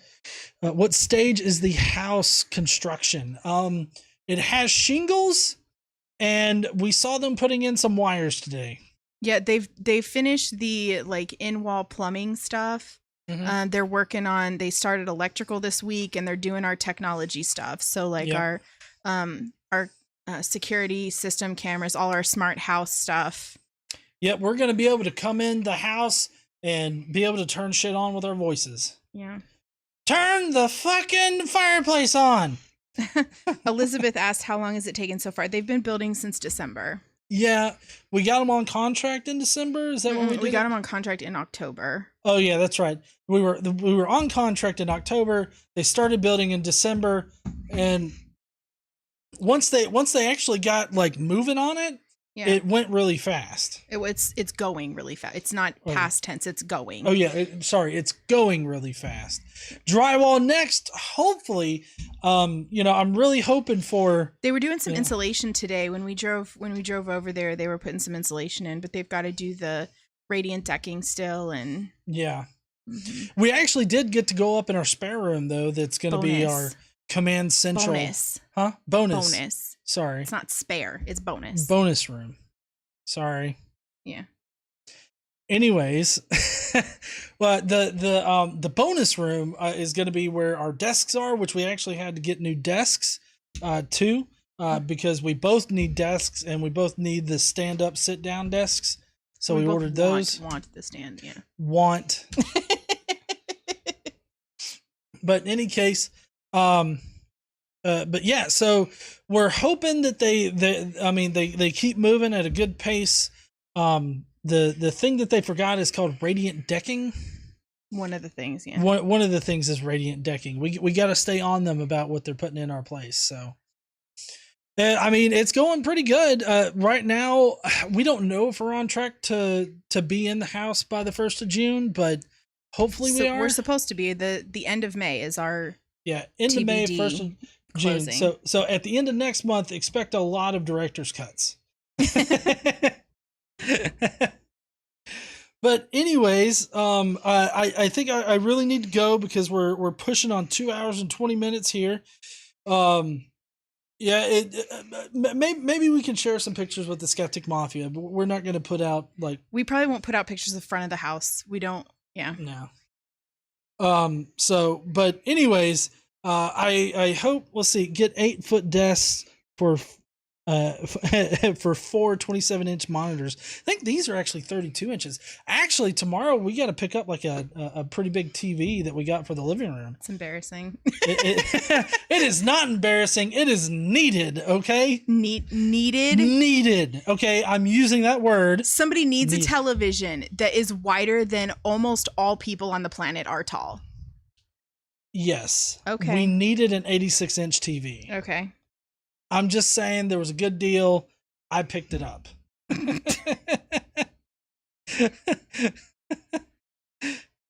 Let's make it 3 hours. Is what Quentin said. Jonathan, we're going to look at that at a later time. We don't know if our HOA will allow solar panels or not. So we did all kinds of other stuff to make our house super energy efficient, including the radiant decking. We got lowy glass in our doors. We got the high efficiency or low, whatever, the windows that are better. So we did a lot of things to help energy efficiency. Yeah. Which I had to get a new desk because my desk right here is actually decent. Mm-hmm. It's in good condition. And it still works and everything, but I'm going to give it to Xander. And I'm getting my new, it's an L-shaped desk. It's a corner desk. And the reason why I had to do that is because my main job, my actual job is fully telework now. And so I have to have 2 monitors for that job and 2 monitors for just normal. So I'm going to have 4 monitors on my fucking desk. I never thought that I'd have a panel of monitors, but that's fucking what's going to happen. Yeah. To look into geothermal down the road. No, I don't think geothermal's in our future, especially being in Alabama. Quentin says, wait, YouTube isn't your job? No. So in order for me to, it would take a lot in order for YouTube to become my main job. A lot. So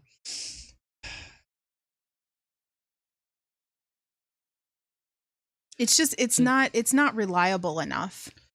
It really isn't, but then again, the way that people make YouTube their main job is they have multiple sources of income. Mm-hmm. So I mean, I'd really have to turn up the shillery stuff, and I'd have to really kind of monetize like a bunch of different platforms in order to ensure that I would maintain a certain salary, I guess. Yeah.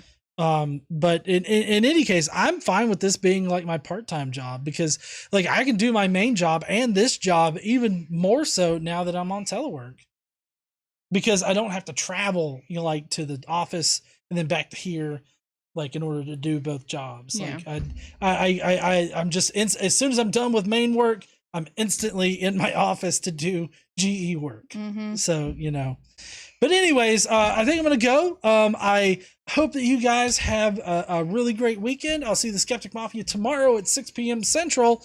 I'll be sure to post on the page in the community tab. So be sure to look there for any kind of information about the hangout tomorrow. But we'll be over there tomorrow. And I guess I'll see you heathens later.